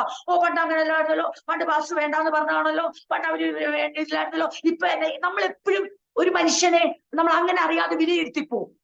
ഇപ്പൊ എന്താ അവര് വലിയ അടുത്ത ആളായി പോയോ? ഇപ്പൊ പറയുന്നു മർക്കോസിനെ സ്വാഗതം ചെയ്യണമെന്ന്. ഈ പുള്ളി തന്നെയല്ലേ മർക്കോസിനെ വേണ്ടാന്ന് പറഞ്ഞ് കിടന്ന് ചാടിയത്? എന്തൊരു ബഹളമായിരുന്നു, ബർണ്ണബാസോടെ എന്തൊരു വഴക്കായിരുന്നു. നമ്മൾ അങ്ങനെ ചിന്തിച്ചാൽ നമുക്ക് ഒരിക്കലും ഇതിനകത്ത് മനുഷ്യന്റെ രൂപാന്തരത്തെ ഉൾക്കൊള്ളുവാൻ കഴിയും. ദൈവം ഒരു മനുഷ്യനെ കൈക്കൊള്ളുന്ന എപ്പോഴാണെന്നറിയാവോ? ആ മനുഷ്യൻ ദൈവത്തിന് യോഗ്യമായ ഫലം കായ്ക്കുമ്പോൾ ദൈവം ദൃഷ്ടിയിൽ, ദൈവഹൃദയത്തിൽ അവന് സ്ഥാനമുണ്ടെങ്കിൽ. ഇതുപോലെ തന്നെയായിരിക്കണം നമ്മൾ എന്ന് ഈ ഭാഗങ്ങൾ വീണ്ടും നമ്മളെ ആവർത്തിച്ച് ഓർപ്പിക്കുന്നു. ഒരു മുൻവിധിയും നമുക്ക് പാടില്ല. നമ്മുടെ മുൻവിധികളെ തിരുത്തി കുറിക്കുന്ന രീതിയിൽ നമുക്ക് പ്രാർത്ഥിക്കാം. എന്തോ, നമുക്കും ഫലം കായ്ക്കാം. നമ്മളെ കുറിച്ചുള്ള മറ്റുള്ളവരുടെ മുൻവിധി നമുക്ക് എങ്ങനെ മാറ്റാം? ഫലം പുറപ്പെടുവിക്കുന്നതിലൂടെ. മറ്റുള്ളവരെ കുറിച്ചുള്ള നമ്മുടെ മുൻവിധി തകർക്കപ്പെടട്ടെ. എങ്ങനെ? അവർ ഫലം കായ്ക്കുന്നതിലൂടെ നമുക്ക് സമ്മതിച്ചു കൊടുക്കാം. എന്റെ മുൻവിധി എല്ലാം ഞാൻ മാറ്റുന്നു, ഞാൻ സമ്മതിക്കുന്നു, ഈ വ്യക്തി രൂപാന്തരപ്പെട്ടു, കാരണം ഫലം കായ്ക്കുന്നുണ്ട്. അപ്പോസ്തലൻ സമ്മതിച്ചു കൊടുക്കുകയാണ് ഈ ഭാഗത്തിലൂടെ. നമുക്കും അതിനുവേണ്ടി ആഗ്രഹിക്കാം, പ്രാർത്ഥിക്കാം. അങ്ങനെ ഉള്ള സഹശുശ്രൂഷകർ എഴുന്നേൽക്കട്ടെ, അങ്ങനെയുള്ള സഹോദരങ്ങൾ എഴുന്നേൽക്കട്ടെ, അങ്ങനെയുള്ള സഹോദരങ്ങൾ മടങ്ങി വരട്ടെ, അങ്ങനെയുള്ള പ്രിയപ്പെട്ടവർ അതെ ഫലം കായ്ച്ച് അവരുടെ സാക്ഷ്യം വെളിപ്പെടുത്തട്ടെ. അങ്ങനെയുള്ളവരെ കമന്റ് ചെയ്യാൻ നമുക്ക് അല്പം പോലും പിശുക്ക് കാണിക്കേണ്ട കാര്യമില്ല. അത് അപ്പോസ്തലൻ നമ്മളെ ഈ ഭാഗങ്ങളിലൂടെ വ്യക്തമായി പഠിപ്പിക്കുന്നു. എന്നിട്ട് നമ്മള് ജസ്റ്റസ് യൂസ്തോസ് എന്ന് പറയുന്ന യേശു നിങ്ങളെ വന്ദനം ചെയ്തു, പരിച്ഛേദനക്കാരൻ ഇവർ മാത്രം ദൈവരാജ്യത്തിന് കൂട്ടുവേലക്കാരായിട്ട് എനിക്ക് ആശ്വാസമായി തോന്നുന്നു. എന്നിട്ട് നമ്മള് ഇങ്ങനെ ഞാൻ നിങ്ങളോട് പറഞ്ഞിരുന്നു, അതിന്റെ ഏറ്റവും വലിയൊരു എക്സ്ക്ലമേറ്ററി സെന്റൻസ് ആയിട്ട് ഞാൻ പറയുന്നു, what A comfort they have been. എനിക്ക് എന്തൊരു ആശ്വാസമായിരുന്നു അറിയാവോ ഇവരെ, എനിക്ക് പറഞ്ഞറിയിക്കാൻ പറ്റത്തില്ല. അപ്പോസ്തലൻ അവരോട് പറയുന്ന 4:9 പറയുന്നുണ്ട്, 4:8 പറയുന്നുണ്ട്, അവൻ നിങ്ങളുടെ ഹൃദയങ്ങളെ ആശ്വസിപ്പാനുമായി ഞാൻ ഒനോസിമോസിനോട് കൂട്ടി അയക്കുന്നു. ഇവരവിടെ വന്നാൽ നിങ്ങൾക്കൊരു ആശ്വാസമാണ്. കാരണം എനിക്ക് ഉറപ്പിച്ചു പറയാൻ പറ്റും. എന്നാന്നറിയോ, അവരെന്നോടൊപ്പം ആയിരുന്നു. എനിക്ക് ഭയങ്കര, നമുക്ക് ആരെയും എങ്ങനെ പറയാൻ പറ്റും? നമ്മുടെ ഹൃദയങ്ങളെ തണുപ്പിക്കുന്ന ഒരാളെ കുറിച്ച് നമ്മൾ എന്തോ പറയും? സത്യം പറയട്ടെ, എന്റെ ജീവിതത്തിലെ ചൂടേറിയ സമയത്ത്, എന്റെ ജീവിതത്തിലെ ശോധനയേറിയ സമയത്ത് എന്റെ ഈ സഹോദരങ്ങൾ, എന്റെ പ്രിയപ്പെട്ടവർ എനിക്ക് ഭയങ്കര ആശ്വാസമായിരുന്നു. എനിക്ക് ഉറപ്പുണ്ട് ഇവർ നിങ്ങളുടെ അടുത്ത് വന്നാൽ നിങ്ങൾക്ക് ഒരു, എന്റെ ആശ്വാസമായി എന്റെ കഷ്ടതയിൽ കൂടെ നിന്നവർ നിങ്ങളുടെ അടുത്തേക്ക് ഞാൻ അവരെ അയക്കുമ്പോൾ അവർ നിങ്ങൾക്കും ഒരാശ്വാസം ആയിരിക്കും. നമുക്ക് ആ സ്റ്റാൻഡേർഡാണ് നമ്മുടെ ക്രിസ്ത്യൻ ലൈഫിൽ നമ്മൾ മെയിൻറ്റെയിൻ ചെയ്യേണ്ടത്. അത് ദൈവം നമ്മളിൽ നിന്ന് ആഗ്രഹിക്കുന്നു എന്നൊന്നും കൂടെ ദൈവം ഓർപ്പിക്കുകയാണ്. എന്നിട്ട് പറയുന്നു, നിങ്ങൾ ഒരുത്തനായി ക്രിസ്തുയേശുവിന്റെ ദാസനായി എപ്പഫ്രാസ് നിങ്ങളെ വന്ദനം ചെയ്തു. എപ്പഫ്രാസിനെ കുറിച്ച് നമ്മൾ കഴിഞ്ഞ ആഴ്ച ചിന്തിച്ചു. അദ്ദേഹത്തിന്റെ ഏറ്റവും വലിയ പ്രത്യേകത, അദ്ദേഹത്തിന് ഒരു ബേർഡൻഫുൾ പ്രയർ ഉണ്ടായിരുന്നു. എന്റെ പ്രിയരെ, അവരുടെ ജീവിതത്തിലും അത് ഏറ്റവും വലിയൊരു ക്വാളിറ്റി ആയിരിക്കണം. അദ്ദേഹത്തിന്റെ പ്രത്യേകത, നിങ്ങൾ തികഞ്ഞവരും ദൈവീയത സംബന്ധിച്ചൊക്കെ പൂർണ്ണ നിശ്ചയമുള്ളവരായി നിൽക്കേണ്ടതിന് അവൻ പ്രാർത്ഥനയിൽ നിങ്ങൾക്ക് വേണ്ടി എപ്പോഴും പോരാടും. ഇതാണ് ക്രിസ്തീയ ജീവിതത്തിലെ ഏറ്റവും വലിയ ധർമ്മം. ഒരു എന്താ പറയണ്ടേ, സഭയിലെ ഓരോ അവയവങ്ങളുടെയും ഏറ്റവും വലിയ ഫംഗ്ഷൻ എന്ന് പറയുന്ന ഇതാ. ഏറ്റവും വലിയ എപ്പഫ്രാസ് പൗലോസിനോടൊപ്പം സഹ തടവുകാരനായി റോമിലായിരിക്കുമ്പോഴും എപ്പഫ്രാസിന്റെ പ്രാർത്ഥന ശ്രദ്ധിച്ചോണം. കൊലോസിയിലുള്ള നിങ്ങളെ കുറിച്ച്, കാരണം എപ്പഫ്രാസ് ആ ചർച്ചിന്റെ തിമോത്തിയോസ് എപ്പഫ്രാസും ഒക്കെ ചേർന്നാണ് ആ പ്രവർത്തനങ്ങൾ അവിടെ നടത്തി. അപ്പോസ്തലരെ ഇവാഞ്ചലിസ്റ്റുകളായിട്ട് അങ്ങോട്ട് അയക്കുന്നു. ആ സഭ സ്ഥാപിക്കപ്പെടുന്നതൊക്കെ ഇവരുടെ ആത്മാർത്ഥമായി ഇവർ ചെയ്ത വേലയുടെ അനന്തര ഫലമാണ്. അങ്ങനെ ഉണ്ടായ ഈ ദൈവമക്കളുടെ ജീവിതത്തിൽ എപ്പഫ്രാസ് ആഗ്രഹിക്കുകയാണ്, നിങ്ങൾ തികഞ്ഞവരും ദൈവഹിതം സംബന്ധിച്ചൊക്കെയും പൂർണ്ണ നിശ്ചയമുള്ളവരുമായി നിൽക്കേണ്ടതിന് അവൻ പ്രാർത്ഥനയിൽ നിങ്ങൾക്ക് വേണ്ടി എപ്പോഴും പോരാടുന്നു. അതായത് ഒരു കോൺസ്റ്റന്റ് പ്രയർ എപ്പഫ്രാസിന് കൊലോസ്യ സഭയെ കുറിച്ച് ഉണ്ടായിരുന്നു. അതിന്റെ തെളിവെന്ന് ചോദിച്ചാൽ അപ്പോസ്തലൻ അത് വാച്ച് ചെയ്തിരുന്നു. അപ്പോസ്തലൻ അടുത്തറിഞ്ഞ് മനസ്സിലാക്കിയ ഒരു കാര്യം സഭ സ്ഥാപിക്കാൻ മാത്രമല്ലായിരുന്നു എപ്പഫ്രാസിന് ഉത്സാഹം. പിന്നെയോ സഭ അങ്ങനെ ഏറ്റവും ശക്തമായി നിലകൊള്ളണമെന്നും ദൈവഹിതം ഇന്നതെന്ന് തിരിച്ചറിയുവാനും അതിൽ കംപ്ലീറ്റ് ഫുള്ളി കോൺഫിഡന്റ് ആകുവാനും കൊലോസ്യ സഭയ്ക്ക് ഇടയാകണമെന്ന് എപ്പഫ്രാസ് ജീവിതത്തിൽ സ്റ്റേബിളായി കോൺസ്റ്റന്റ് പ്രയർ കൊലോസ്യ സഭയെ കുറിച്ച് ഉണ്ടായിരുന്നു എന്ന്. അപ്പൊ എന്നിട്ടാണ് പറയുന്നത്, ഈ എപ്പഫ്രാസ് ആണല്ലോ ഈ കൊലോസ്യ, ഞാനത് കഴിഞ്ഞ ആഴ്ച പറഞ്ഞു, സഭയെ കുറിച്ചുള്ള വിവരങ്ങൾ വന്ന് പറയുന്നത് അവരുടെ നിലനിൽപ്പിനെ കുറിച്ചും അവരുടെ തീഷ്ണതയെ കുറിച്ചും അതേ സമയത്ത് തന്നെ അവർ നേരിടുന്ന ദുരുപദേശങ്ങളെ കുറിച്ചും എപ്പഫ്രാസ് ആണ് പൗലോസിനെ അറിയിക്കുന്നത്. അങ്ങനെയാണ് ഈ കൊലോസ്യ ലേഖനം എഴുതുവാൻ കാരണമായതെന്ന് കഴിഞ്ഞ ആഴ്ച നമ്മൾ ചിന്തിച്ചു. അതുകൊണ്ടാണ് നമ്മൾ പറഞ്ഞത്, അങ്ങനെ ആത്മാർത്ഥമായി പ്രാർത്ഥനയിൽ പോരാടുന്നവർക്ക് എന്തിനുള്ള അധികാരമുണ്ട്? എന്തെങ്കിലും ഒരു ദൈവവൈതലിന്റെ ജീവിതത്തിൽ ദോഷമായി എന്തെങ്കിലും നടക്കുന്നു, അല്ലെങ്കിൽ ആ വ്യക്തിയുടെ വിശ്വാസത്തിന്റെ നിലനിൽപ്പിനെ ബാധിക്കുന്ന ഒരു വിഷയത്തിലൂടെ ആ വ്യക്തി കടന്നു പോവുകയോ അല്ലെങ്കിൽ എന്തെങ്കിലും മാറ്റം വരികയോ ചെയ്യുമ്പോൾ അത് അറിയിക്കേണ്ടവരെ അറിയിക്കേണ്ട ചുമതല ആർക്കുണ്ട്? ഇപ്രകാരം ആത്മഭാരത്തോടെ പ്രാർത്ഥിക്കുന്നവർക്ക് ഉണ്ട്. കാരണം അവരത് ചെയ്യുന്നത് എന്തിനെന്ന് ചോദിച്ചാൽ കൊലോസ്യ സഭയുടെ കുറ്റം പറയാനല്ല, കൊലോസ്യ സഭയുടെ സുരക്ഷിതത്തിനായി നിലനിൽപ്പിനായിട്ടാണെന്ന് പൗലോസിന് വ്യക്തമായിട്ട് അറിയാം. അതാണ് പ്രാർത്ഥിക്കുന്നവരുടെ പ്രത്യേകത. നിരന്തരമായി ദൈവസഭയ്ക്ക് വേണ്ടി, വ്യക്തികൾക്ക് വേണ്ടി, അവരുടെ വിശ്വാസ നിലനിൽപ്പിന് വേണ്ടി അവരുടെ ഹിതം നിറവേറണേ നല്ല എപ്പഫ്രാസ് പ്രാർത്ഥിച്ചേ. ദൈവഹിതം സംബന്ധിച്ച് ഇവർക്കൊരു ഫുള്ളി കോൺഫിഡൻസ് ഉണ്ടാകണമെന്നാണ് അപ്പോസ്തലൻ എപ്പഫ്രാസ് പ്രാർത്ഥിച്ചത്. നമ്മുടെയും പ്രാർത്ഥനയായിരിക്കണം, ദൈവമേ ഞങ്ങളുടെ ജീവിതത്തിൽ ഓരോ ദൈവമക്കളും അവരെ കുറിച്ചുള്ള ദൈവഹിതത്തെ മനസ്സിലാക്കി അതിനെ കുറിച്ചുള്ള പൂർണ്ണ നിശ്ചയം ഉണ്ടാകുവാൻ ഞങ്ങൾ ആത്മാർത്ഥമായി പ്രാർത്ഥിക്കുന്നു. ഇതായിരിക്കണം നമ്മുടെ ഏറ്റവും പ്രയോറിറ്റി പ്രയർ നമ്മുടെ സഹോദരങ്ങളെ കുറിച്ച്.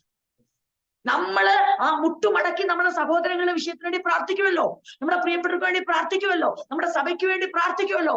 അപ്പോൾ പ്രയോറിറ്റൈസ് ചെയ്യേണ്ട ഒരു കാര്യമുണ്ട്. കർത്താവെ ഒരു പ്രാർത്ഥിക്കുന്ന എല്ലാവർക്കും കൊടുക്കണമെന്നല്ല പ്രാർത്ഥിക്കണ്ടേ, അവരാവശ്യപ്പെടുന്ന എല്ലാവർക്കും കൊടുക്കണമെന്നല്ല, മറിച്ച് പ്രയോറിറ്റൈസ് ചെയ്യണം. അവരോരോരുത്തരും പ്രാർത്ഥിക്കുമ്പോൾ ദൈവഹിതം സംബന്ധിച്ച് ഞങ്ങളുടെ സഹോദരങ്ങൾക്ക് ഒരു പൂർണ്ണ നിശ്ചയം ഉണ്ടാകണം, അതിലവർ നിലനിൽക്കണം എന്ന് പ്രാർത്ഥിച്ചിട്ട് വേണം പ്രാർത്ഥിക്കാൻ. ദൈവമേ അവരുടെ സകല ആവശ്യങ്ങളെയും ദൈവത്തിന്റെ ഹിതത്തിനനുസരിച്ച് നിറവേറ്റി കൊടുക്കണേ. അപ്പോൾ എന്ത് സംഭവിക്കും? ഒരൊറ്റ വ്യക്തി പോലും, ഞാൻ പറയട്ടെ പ്രിയപ്പെട്ടേ, ദൈവഹിതം സംബന്ധിച്ച് പൂർണ്ണ നിശ്ചയമുള്ള ആരെങ്കിലും വിശ്വാസത്തിൽ തെറ്റിപ്പോകും. ദൈവഹിതം സംബന്ധിച്ച് ഫുള്ളി കോൺഫിഡന്റ് ആയിരിക്കുന്ന ഒരു വിശ്വാസി, ഒരു സഹോദരിയോ സഹോദരനോ ജീവിതകാലത്ത് ലക്ഷ്യം തെറ്റുവോ? തെറ്റത്തില്ല. എപ്പഫ്രാസിന് അറിയാം. അതുകൊണ്ട് എപ്പഫ്രാസ് അവർക്ക് വേണ്ടി അങ്ങനെയാ പ്രാർത്ഥിച്ചേ. അവർ തികഞ്ഞവരും ദൈവഹിതം സംബന്ധിച്ചൊക്കെ പൂർണ്ണ നിശ്ചയമുള്ളവരായി നിൽക്കേണ്ടതിന് അവൻ പ്രാർത്ഥന നിങ്ങൾക്ക് വേണ്ടി എപ്പോഴും പോരാടുന്നു. അടുത്തത്, നിങ്ങൾക്കും ലവദിക്കാർക്കും ഹീരപ്പൊലിക്കാർക്കും വേണ്ടി അവൻ വളരെ പ്രയാസപ്പെടുന്നു. എന്തോ പ്രയാസപ്പെടുന്നു പറഞ്ഞാ അഗണൈസ് ചെയ്യുന്നു എന്ന് വെച്ചാൽ എന്തുവാ? പ്രാർത്ഥനയിൽ അതിവേദന കഴിക്കുന്നു. എന്തോ പ്രയാസപ്പെടുന്നു പറഞ്ഞാ പ്രാർത്ഥനയിൽ. അതിന്റെ ഏറ്റവും വലിയ തെളിവ് അറിയാമല്ലോ നിങ്ങൾക്ക്, നമുക്കറിയാമല്ലോ. കർത്താവായ നമ്മുടെ യേശു കർത്താവ് ഗത്സമനെ പ്രാർത്ഥിച്ചത് അതാണ് അഗണൈസ് ചെയ്യാന്ന് പറഞ്ഞാൽ. എന്താ അഗണൈസ് ചെയ്യുന്നേ? ദൈവഹിതവും നമ്മുടെ ഹിതവും തമ്മിലുള്ള ഒരു വലിയ എന്തുകൊണ്ട് മത്സരം നടക്കും. അതിനാണ് ഈ പ്രയാസപ്പെടുന്നേ. ദൈവഹിതത്തിന് വേണ്ടി നമ്മുടെ ഹിതത്തെ വിധേയപ്പെടുത്തി കൊടുക്കുന്ന പ്രയാസം അഗണൈസ് ചെയ്യുക എന്ന് പറഞ്ഞാൽ അതിനാ. കർത്താവ് അതിവേദനയോടെ പ്രാർത്ഥിച്ചു. കാരണം ദൈവത്തിന്റെ ഹിതം നിറവേറുവാനുള്ള ആ സമർപ്പണത്തിലേക്ക് വരുന്ന അതിവേദന, അതിനുവേണ്ടിയുള്ള അതവരുടെ ഏറ്റവും അഗണൈസ് ചെയ്യുന്ന മൊമെന്റ് ആണത്. ഇതായിരുന്നു എപ്പഫ്രോസിന് ആരെക്കുറിച്ചുള്ള വേദന? കൊലോസ്യ സഭയെക്കുറിച്ചും ലവോദിക്കയെക്കുറിച്ചും ഹീരപ്പുലിക്കാരെ കുറിച്ചുള്ള എപ്പഫ്രോസിന്റെ പ്രയർ എന്ന് പറഞ്ഞാൽ എന്തുകൊണ്ട് എന്താ പറഞ്ഞേ? അവൻ വളരെ പ്രയാസപ്പെടുന്നു എന്നുള്ളതിന് ഞാൻ സാക്ഷി. എന്താ പ്രയാസപ്പെടുന്നേ? ദൈവമേ കൊലോസ്യയിലുള്ളവരെയും ലവോദിക്കയിലുള്ളവരെയും ഹീരപ്പൊലിക്കാരുള്ള സഭയെയും കർത്താവേ അങ്ങ് പെർഫെക്റ്റ് ആക്കി നിർത്തണേ. എന്തിനാ? ക്രിസ്തുവിന്റെ ദൈവത്തിന്റെ ഹിതം അവരൊന്ന് നന്നായി തിരിച്ചറിഞ്ഞ് അതിൽ അവർക്ക് പൂർണ്ണ നിശ്ചയം കൊടുക്കണേ. അവരുടെ ഹിതങ്ങളെ ഒന്ന് ബലിയാക്കിക്കൊണ്ട് ദൈവമേ നിന്റെ ഹിതം അവരുടെ ഹിതമായി മാറുന്ന ആ വളർച്ചയിലേക്ക് ഈ 3 സഭയിലുള്ളവരെയും കൊണ്ടുവരണേ എന്നുള്ള ഒരു അഗണൈസിങ് പ്രയർ. അതെ, പോരാടുന്ന, പ്രയാസപ്പെടുന്ന, നെഞ്ചു വിങ്ങിപ്പൊട്ടുന്ന, മനസ്സ് നുറങ്ങുന്ന എന്താ പറയട്ടെ, ഒരു കോൺസ്റ്റന്റ് പ്രയർ, നിരന്തരമായ പ്രാർത്ഥന എപ്പഫ്രാസ് ഈ 3 സഭകൾക്കും വേണ്ടി കഴിച്ചിരുന്നു. ഇതിനാരാ സാക്ഷി? അപ്പോസ്തലനായ പൗലോസ് പറയുക, ഞാൻ സാക്ഷി. എപ്പഫ്രാസ് കർത്താവിന്റെ വേല ചെയ്തുകൊണ്ടിരുന്നിടത്തുനിന്ന് തടവുകാരനായി റോമയിൽ പൗലോസിനോടൊപ്പം വന്നേക്കുവാ.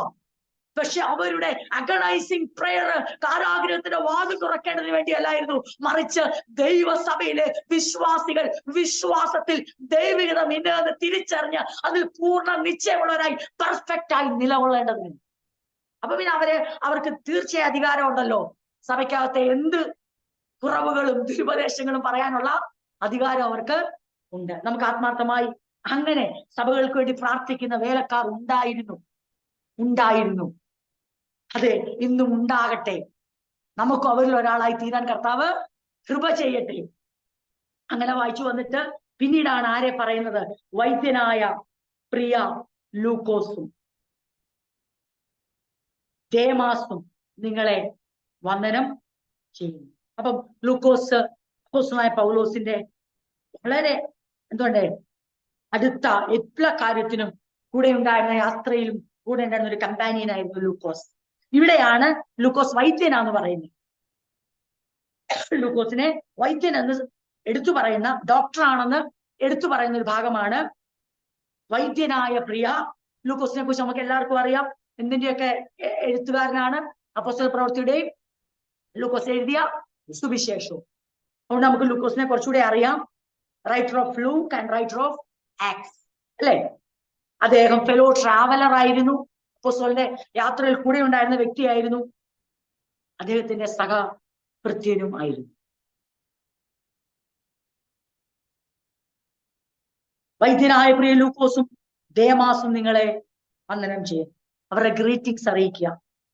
ഇതില് ദേമാസിനെ കുറിച്ച് പറയുന്നത്, അത് അപ്പോസ്തലനായ പൗലോസിന്റെ വളരെ വേലയ്ക്ക് ഏറ്റവും പ്രയോജനപ്പെട്ട ഒരു വ്യക്തിയാണ് ദേമാസ്. പക്ഷെ പിന്നീട് അദ്ദേഹം അൺഫെയ്ത്ത്ഫുൾ ആയി തീർന്നുവെന്ന്, അവിശ്വസ്തനായി തീർന്നു. ഞാൻ അതാണ് തുടക്കത്തിൽ നിങ്ങളോട് പറഞ്ഞൊരു ഭാഗം. അവിശ്വസ്തർ വിശ്വസ്തരായി തീരുന്നു, വിശ്വസ്തർ അവിശ്വസ്തരായി തീരുന്നു. ഇതിനുള്ള സാധ്യത എപ്പോഴും ക്രിസ്തീയ ജീവിതത്തിൽ ഉണ്ട് എന്ന് അറിഞ്ഞു വേണം നമ്മൾ ക്രിസ്തീയ ജീവിതം. ഈ 2 കാര്യവും നമ്മൾ അറിഞ്ഞിരിക്കണം. അപ്പൊ ലൂക്കോസ് അപ്പോസ്തലനായ പൗലോസിനെ കുറിച്ച് ഏറ്റവും പ്രിയനാണ്. ഫെലോ ട്രാവലർ, കമ്പാനിയൻ, കൂടെയുള്ള. തിമോത്തിയോസ് ലേഖനം വായിക്കുമ്പോൾ എല്ലാവരും വിട്ടുപോയി, ലൂക്കോസ് എന്നോട് കൂടെ ഉണ്ടെന്ന് പറയുന്നുണ്ട്. പിന്നെ എന്താ പറയട്ടെ, ഏറ്റവും അധികം തന്റെ വേലയിൽ പ്രയോജനപ്പെട്ട വൈദ്യനായ ഡോക്ടറായിരുന്ന ലൂക്കോസിനെ കുറിച്ച് പറയുന്നു. ദേമാസിനെ കുറിച്ച് പറയുമ്പോൾ ഒരു ഭാഗം കൂടെ വായിച്ച് നമുക്കത് വേണേ ചിന്തിക്കാം. 2 തിമോത്തിയോസ് 4:10 അത് പറയുന്നത്. അപ്പോസ്തലനായ പൗലോസ് പറയുന്ന അപ്പോസ്തലന്റെ ഏറ്റവും അവസാനം എഴുതിയ ലേഖനമാണ് 2 തിമോത്തിയോസ്. അപ്പോൾ അതിനുശേഷം തന്റെ ശിരച്ഛേദം നടക്കപ്പെടുകയാണ്. തിമോത്തിയോസിനോട് പറയുമ്പോൾ ഇവിടെ 9 പറയുന്നു, 4:9, വേഗത്തിൽ എന്റെ അടുക്കൽ വരുവാൻ ഉത്സാഹിക്കാം. തിമോത്തിയോസിനോട് പറയാണ്. എന്നിട്ട് പറയാണ്, ദേമാസ് ഈ ലോകത്തെ സ്നേഹിച്ചിട്ട് എന്നെ വിട്ട് തെസ്സലോനിക്കയിലേക്ക് പോയി. അവിടെ 10 ദേമാസിനെ കുറിച്ച് പറഞ്ഞു. പിന്നെ പറയുന്നത് മിഷൻ അവര് എന്താ പറയണ്ടേ, അപ്പോയിന്റഡ് ആയി പോയ കാര്യമാണ്. ക്രേസ്കേസ് ഗലാത്തിക്കും തീത്തോസ് ദൽമാത്തിക്കും പോയെന്ന് പറഞ്ഞാൽ അവരെ അങ്ങോട്ട് അയച്ചു, അവരുടെ ശുശ്രൂഷയ്ക്ക് പോയെന്ന് അർത്ഥം. ലൂക്കോസ് മാത്രമേ എന്നോടുകൂടെ ഉള്ളൂ. പിന്നെ മർക്കോസിനെ കുറിച്ച് നമ്മൾ ഓൾറെഡി വായിച്ചതാ. മർക്കോസ് എനിക്ക് ശുശ്രൂഷയ്ക്കായി ഉപയോഗമുള്ളവനാകയാൽ. നേരെ ഓപ്പോസിറ്റ് ആയി മർക്കോസ്, അല്ലേ? ശുശ്രൂഷയ്ക്ക് ഉപയോഗമില്ലാത്ത ആള് ശുശ്രൂഷയ്ക്ക് ഉപയോഗമുള്ളവനായി. അവനെ കൂട്ടിക്കൊണ്ട് വരിക. ഇവിടെ ദേമാസിനെ കുറിച്ച് പറയുന്നു, ദേമാസ് ഈ ലോകത്തെ സ്നേഹിച്ചിട്ട് എന്നെ വിട്ട് തെസ്സലോനിക്കയിലേക്ക് പോയി. അപ്പം ദേമാസിനെ ആ ഒരു ഭാഗത്താണ് നമ്മൾ കാണുന്നത്. ദേമാസ് വളരെയധികം, ശരിക്കും പറഞ്ഞാല് ഇങ്ങനെയാണ് ഞാനിവിടെ എഴുതി വെച്ചിട്ടുണ്ട്, അപ്പോസ്തലനായ പൗലോസിനോട് വളരെ ഇന്റിമേറ്റ്ലി തന്റെ ഏറ്റവും അടുപ്പമുള്ള, പൗലോസിന്റെ മിനിസ്ട്രിയിൽ ഏറ്റവും അടുപ്പമുള്ള വ്യക്തിയായിരുന്നു ദേമാസ്. എന്നിട്ടും ഈ ലോകത്തിന്റെ സുഖങ്ങൾ, ലോകത്തിന്റെ പ്രതാപങ്ങൾ ദേമാസിനെ പുറകോട്ട് പിടിച്ച് വലിച്ചു. അപ്പോസ്തലനായ പൗലോസിനോട് വളരെ അടുത്ത് നിന്ന് മിനിസ്ട്രിയിൽ ഏറ്റവും പ്രയോജനപ്പെട്ട ദേമാസ് ഒരു സമയം വന്നപ്പോൾ ഈ ലോകത്തെ സ്നേഹിച്ചിട്ട് തന്നെ വിട്ട് പോയി. അപ്പൊ എന്താണ് നമ്മൾ ഇതിന് മനസ്സിലാക്കണം ചോദിച്ചാൽ, ക്രിസ്തീയ ജീവിതത്തിൽ ഈ രണ്ട് വശങ്ങൾ ഉണ്ടെന്ന് നാം ഓരോരുത്തരും അറിഞ്ഞിരിക്കണം. അതിൽ നമ്മൾ ഒട്ടും പരിഭ്രമിച്ചു പോകരുത്. കർത്താവിന് വേണ്ടി അധികം പ്രയോജനപ്പെട്ട് നിൽക്കുന്ന അപ്പോസ്തലനായ പൗലോസ് എന്ന മിഷണറിയുടെ ഏറ്റവും ഇന്റിമേറ്റ് ആയിട്ട് നിന്ന ദേമാസിനും എന്ത് സംഭവിച്ചു? ലോകത്തിന്റെ സ്നേഹത്താൽ, ലോകത്തിന്റെ അതെ ആ ഒരു പുറകോട്ടുള്ള അപ്പോസ്തലൻ ഇവിടെ പറഞ്ഞ ഈ ലോകത്തെ സ്നേഹിച്ചിട്ട് വിട്ടുപോകാൻ കാരണമായി. പക്ഷേ അത് മാത്രമല്ല ക്രിസ്തീയ ജീവിതം. ഈ ലോകത്തെ സ്നേഹിച്ച അനേകർ എങ്ങോട്ട് വരിക? ക്രിസ്തുവിലേക്കും അവന്റെ വേലയിലേക്കും വരിക. അപ്പൊ നമ്മൾ നിരാശപ്പെടേണ്ട കാര്യം ഇല്ല. ക്രിസ്തുവിനെ സ്നേഹിക്കുന്ന അനേകർ ഒരുപക്ഷെ നമുക്കറിയില്ല, ആരെ എന്തെന്നൊന്നും നമുക്കറിയില്ല, ലോകത്തെ സ്നേഹിച്ച് പിന്തിരിയാനുള്ള സാധ്യത ഉണ്ട് എന്ന് നാം അറിഞ്ഞുകൊണ്ട് വേണം കർത്താവിനെ സേവിക്കാൻ. അതേ സമയത്ത് നമ്മൾ ഒരു കാര്യം കൂടെ അറിയണം, ലോകത്തെ സ്നേഹിച്ച് ജീവിക്കുന്ന അനേകർ ലോകത്തെ വിട്ടിട്ട് യേശുവിനെ സ്നേഹിപ്പാൻ ഇറങ്ങി തിരിച്ചുകൊണ്ടേയിരിക്കുന്നു. ഇത് രണ്ടും കൂടെ മനസ്സിലാക്കിക്കൊണ്ട് നമുക്ക് ജയകരമായ ഒരു ക്രിസ്തീയ ജീവിതം നയിക്കാം. ഏത് സമയത്തും ഇത് രണ്ട് സംഭവിക്കാൻ സാധ്യതയുണ്ട്.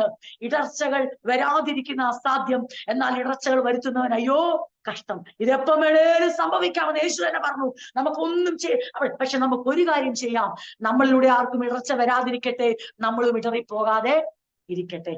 ലോകത്തെ സ്നേഹിച്ച് നമ്മെ ഓരോരുത്തരെയും യേശുവിനെ സ്നേഹിപ്പാൻ, യേശുവിനെ മാത്രം സ്നേഹിപ്പാൻ, എല്ലാറ്റിനേക്കാളും അധികം യേശുവിനെ സ്നേഹിപ്പാൻ വിളിച്ചു വേർതിരിച്ച ആ സ്നേഹം ഓർക്കുമ്പോൾ, ആ കരുണയെ ഓർക്കുമ്പോൾ, ആ ദയ ഓർക്കുമ്പോൾ എത്ര സ്തുതിച്ചാലും മതി വരത്തില്ല. അപ്പോൾ തന്നെ അപ്പോസ്തലനായ പൗലോസ് പറഞ്ഞ ഒരു വാക്കൂടെ നമുക്ക് ഓർപ്പിക്കാം, നിൽക്കുന്നു എന്ന് തോന്നുന്നവൻ വീഴാതിരിപ്പാൻ നോക്കട്ടെ. നിൽക്കുന്നു എന്ന് തോന്നുന്നവൻ വീഴാതിരിപ്പാൻ നോക്കട്ടെ. നാം നിൽക്കുന്നു എന്ന് നമുക്ക് തോന്നുന്നെങ്കിൽ നമ്മൾ അടുത്ത ഉത്തരവാദിത്വം എന്നറിയാമോ? വീഴാതിരിക്കാൻ നോക്കുക, ഞെളിയാതെ, അഹങ്കരിക്കാതെ, ഭയപ്പെടുക. കാരണം അത് നമ്മുടെ ഉത്തരവാദിത്വം. ദേമാസിന് ഒരു അവസരം വന്നപ്പോൾ ലോകത്തെ സ്നേഹിച്ച് അപ്പോസ്തലനായ പൗലോസിനെ വിട്ട് താൻ പോയെങ്കിൽ, ഒനോസിമോസ് ലോകത്തെ സ്നേഹിച്ച് എന്തും ചെയ്യാൻ മടിയില്ലാത്തവൻ അപ്പോസ്തലനായ പൗലോസിനെ ആ ബന്ധ നിമിത്തം, പരിചയ നിമിത്തം, തുടർന്നുള്ള സുവിശേഷീകരണ നിമിത്തം യേശുവിനെ സ്നേഹിക്കുന്നതിനായി. ഇന്ന് രാത്രി നമ്മൾ ഈ ഭാഗങ്ങളെ ചിന്തിക്കുമ്പോൾ നമുക്ക് ഇതിനോടൊക്കെ ഒരു പ്രായോഗികത ഉണ്ട് എന്ന് മനസ്സിലാക്കി നമ്മുടെ ജീവിതത്തെ ഒന്ന് താരതമ്യപ്പെടുത്താം. നമുക്ക് രണ്ടും ഉൾക്കൊള്ളാനുള്ള മനസ്സുണ്ടാകട്ടെ. ലോകത്തെ സ്നേഹിച്ച് അനേകർ യേശുവിനെ വിട്ട് പോകുമ്പോൾ നമ്മൾ ഇടറിപ്പോകാൻ പാടില്ല. അതേ സമയത്ത് തന്നെ ലോകത്തെ സ്നേഹിച്ച് ജീവിച്ച അനേകർ യേശുവിനേക്ക് വരുമ്പോൾ അവരുടെ പൂർവ്വകാല ചരിത്രം നോക്കാതെ അവരെ സ്നേഹിപ്പാനും അവർ പ്രവർത്തിക്കുന്ന ഫലം കണ്ട് അവരെ കമന്റ് ചെയ്യാനും നമുക്ക് ധൈര്യപ്പെടാം. അതിനുള്ള മനസ്സുള്ളവര് ആയിരിക്കാം. അതാണ് നമ്മുടെ ബാലൻസിങ് ക്രിസ്ത്യൻ ലൈഫ് എന്ന് പറയുന്നത്. ദൈവം നമ്മളിൽ നിന്ന് ആഗ്രഹിക്കുന്നു. അങ്ങനെ ദേമാസ് ലോകത്തെ സ്നേഹിച്ച് എന്നെ വിട്ടുപോയി. ലൂക്കോസിനെ കുറിച്ച് പറയുമ്പോൾ ലൂക്കോസ് എന്നോട് കൂടെ ഉണ്ടെന്ന് 2 തിമോത്തിയോസിലും പറയുന്നുണ്ട്. അതിന്റെ അർത്ഥം പൗലോസിന്റെ അവസാന കാലഘട്ടം വരെ 2 തിമോത്തിയോസ് ആണ് പൗലോസിന്റെ ലാസ്റ്റ് ലെറ്റർ കേട്ടോ. ഈ കൊലോസ്ലേനൊക്കെ എഴുതുമ്പോൾ അദ്ദേഹം ശരിക്കും പറഞ്ഞാൽ വീട്ടുതടങ്കല. പക്ഷെ 2 തിമോത്തി എഴുതുമ്പോൾ ഉണ്ടല്ലോ, അദ്ദേഹം ശരിക്കും അപ്പോഴത്തേക്ക് അദ്ദേഹത്തിന്റെ ഡെത്ത് സെന്റൻസ് വാങ്ങിയത് വായിക്കുമ്പോൾ എനിക്ക് ഭയങ്കര സങ്കടം. ഞാൻ പലപ്പോഴും എന്നെ വല്ലാതെ ഫീൽ ചെയ്യിക്കും അത്. കാരണം ആ ലെറ്റർ അദ്ദേഹം എഴുതുമ്പോൾ ഓൾറെഡി അദ്ദേഹത്തിന്റെ ഡെത്ത് സെന്റൻസ് വന്നു കഴിഞ്ഞു. അദ്ദേഹത്തിന്റെ മരണവിധി അന്ന് നീറോ പുറപ്പെടുവിച്ചു കഴിഞ്ഞു. എന്താ, ശിരച്ഛേദത്തിനായി പുറപ്പെടുവിച്ച് അദ്ദേഹത്തിന്റെ ഡേറ്റ് നിശ്ചയിച്ചു കഴിഞ്ഞ് എഴുതുന്ന കത്താണ് 2 തിമോത്തിയോസ്. ചരിത്രകാരന്മാര് പറയുന്നത് തിമോത്തിയോസ് പുതപ്പും ലിഖിതങ്ങളുമായി വരാൻ പറയുമ്പോൾ അതെത്തുന്നതിന് മുമ്പേ അപ്പോസ്തലൻ പൗലോസ് കൊല്ലപ്പെട്ടു എന്നാണ് ചരിത്രകാരൻ വായിക്കുമ്പോൾ. കർത്താവേ, ഈ ലേഖനങ്ങൾ വായിക്കാനോ പഠിക്കാനോ പഠിപ്പിക്കാനോ പോലും ഭയം തോന്നും. കാരണം അവരവരുടെ ജീവിതത്തിന്റെ ഏറ്റവും വലിയ അതിവേദനയും നമ്മൾ ഇതിരുന്ന് കേൾക്കുന്ന നമ്മുടെ മുറികളിലും വീടുകളിലും നമ്മുടെ സൗകര്യപ്രദമായ സോഫകളിലും നമ്മുടെ സൗകര്യപ്രദമായ കുടുംബത്തോടൊപ്പമൊക്കെയാണ് നമ്മൾ ഇത് പഠിക്കുന്നത്, പഠിപ്പിക്കുന്നത്, കേൾക്കുന്നത്. പക്ഷെ അവരിത് എഴുതിയതും അവരിത് പഠിപ്പിച്ചതും അവർ ജീവിച്ചതും അങ്ങനെ ഒരു സാഹചര്യത്തിലെ അല്ലായിരുന്നു. അപ്പോസ്തലനെ വീട്ടു തടങ്കലിൽ കഴിഞ്ഞിട്ട് ആ കരുതൽ, അതായത് വിചാരണയ്ക്ക് വേണ്ടിയുള്ള ഒരു തടവുണ്ടായിരുന്നു. അത് കഴിഞ്ഞ് വിചാരണ കഴിഞ്ഞ് അദ്ദേഹത്തെ റിലീസ് ചെയ്തിരുന്നു. റിലീസ് ചെയ്ത് അദ്ദേഹം ഈ ഫിലിപ്പ് ലേഖനം, ഗലാത്തി ലേഖനം, എഫെസ് ലേഖനം, ഈ കൊളോസ് ലേഖനത്തിലൊക്കെ അത് കഴിഞ്ഞിട്ട് അദ്ദേഹം റിലീസ് ചെയ്യപ്പെട്ടു. റിലീസ് ചെയ്യപ്പെട്ട് അദ്ദേഹം വീണ്ടും മിനിസ്റ്ററി തുടങ്ങി, കണ്ടിന്യൂ ചെയ്തിട്ട് അവിടുന്ന് വീണ്ടും അദ്ദേഹം അറസ്റ്റ് ചെയ്യപ്പെട്ടു. വീണ്ടും എന്തിലേക്ക് വന്നു? അദ്ദേഹം വിചാരണയ്ക്ക് കൈസറിന്റെ മുന്നിൽ നിൽക്കുകയും കൈസറിന്റെ മുന്നിൽ അദ്ദേഹത്തിന് അവിടെ ആ വിചാരണ തടവിലായിരുന്നപ്പോൾ ഒത്തിരി കാര്യങ്ങൾ അദ്ദേഹത്തോട് ദൈവം ചെയ്യിച്ചു. എന്നാൽ വീണ്ടും ശുശ്രൂഷ തുടർന്നു കഴിഞ്ഞിട്ട് വീണ്ടും അദ്ദേഹം തടവിലാക്കപ്പെട്ടു. ആ തടവിൽ നിന്ന് പിന്നെ പുറത്തു വന്നില്ല. അതിനുശേഷം അദ്ദേഹത്തിന് ശിരച്ഛേദത്തിനായി നീറോ ഉത്തരവിട്ടു. അങ്ങനെ അദ്ദേഹം ഏറ്റവും എന്തു പറയണ്ടേ, ഭൂമിക്കടിയിൽ ഉണ്ടാക്കിയിരിക്കുന്ന ഒരു സൗകര്യവും സ്വാതന്ത്ര്യവും ഇല്ലാത്ത, ഏറ്റവും ശരിക്കും പറഞ്ഞാൽ ഒന്നിനും ഒരു സ്വാതന്ത്ര്യമില്ലാത്ത, സൂര്യ വെളിച്ചത്തിൽ മാത്രം എഴുതാൻ മറ്റൊന്നുമില്ലാത്ത ഒരു തടങ്കലിരുന്നു കൊണ്ടാണ് അദ്ദേഹം തിമോത്തിയോസിനൊക്കെ ലേഖനം എഴുതുന്നത്. ആ ലേഖനമാണ് 2 തിമോത്തിയാണ് ഏറ്റവും അവസാനം എഴുതിയ അപ്പോസ്തലനായ പൗലോസിന്റെ ഫൈനൽ ലെറ്റർ ആണ് 2 തിമോത്തി എന്ന് പറയുന്നത്.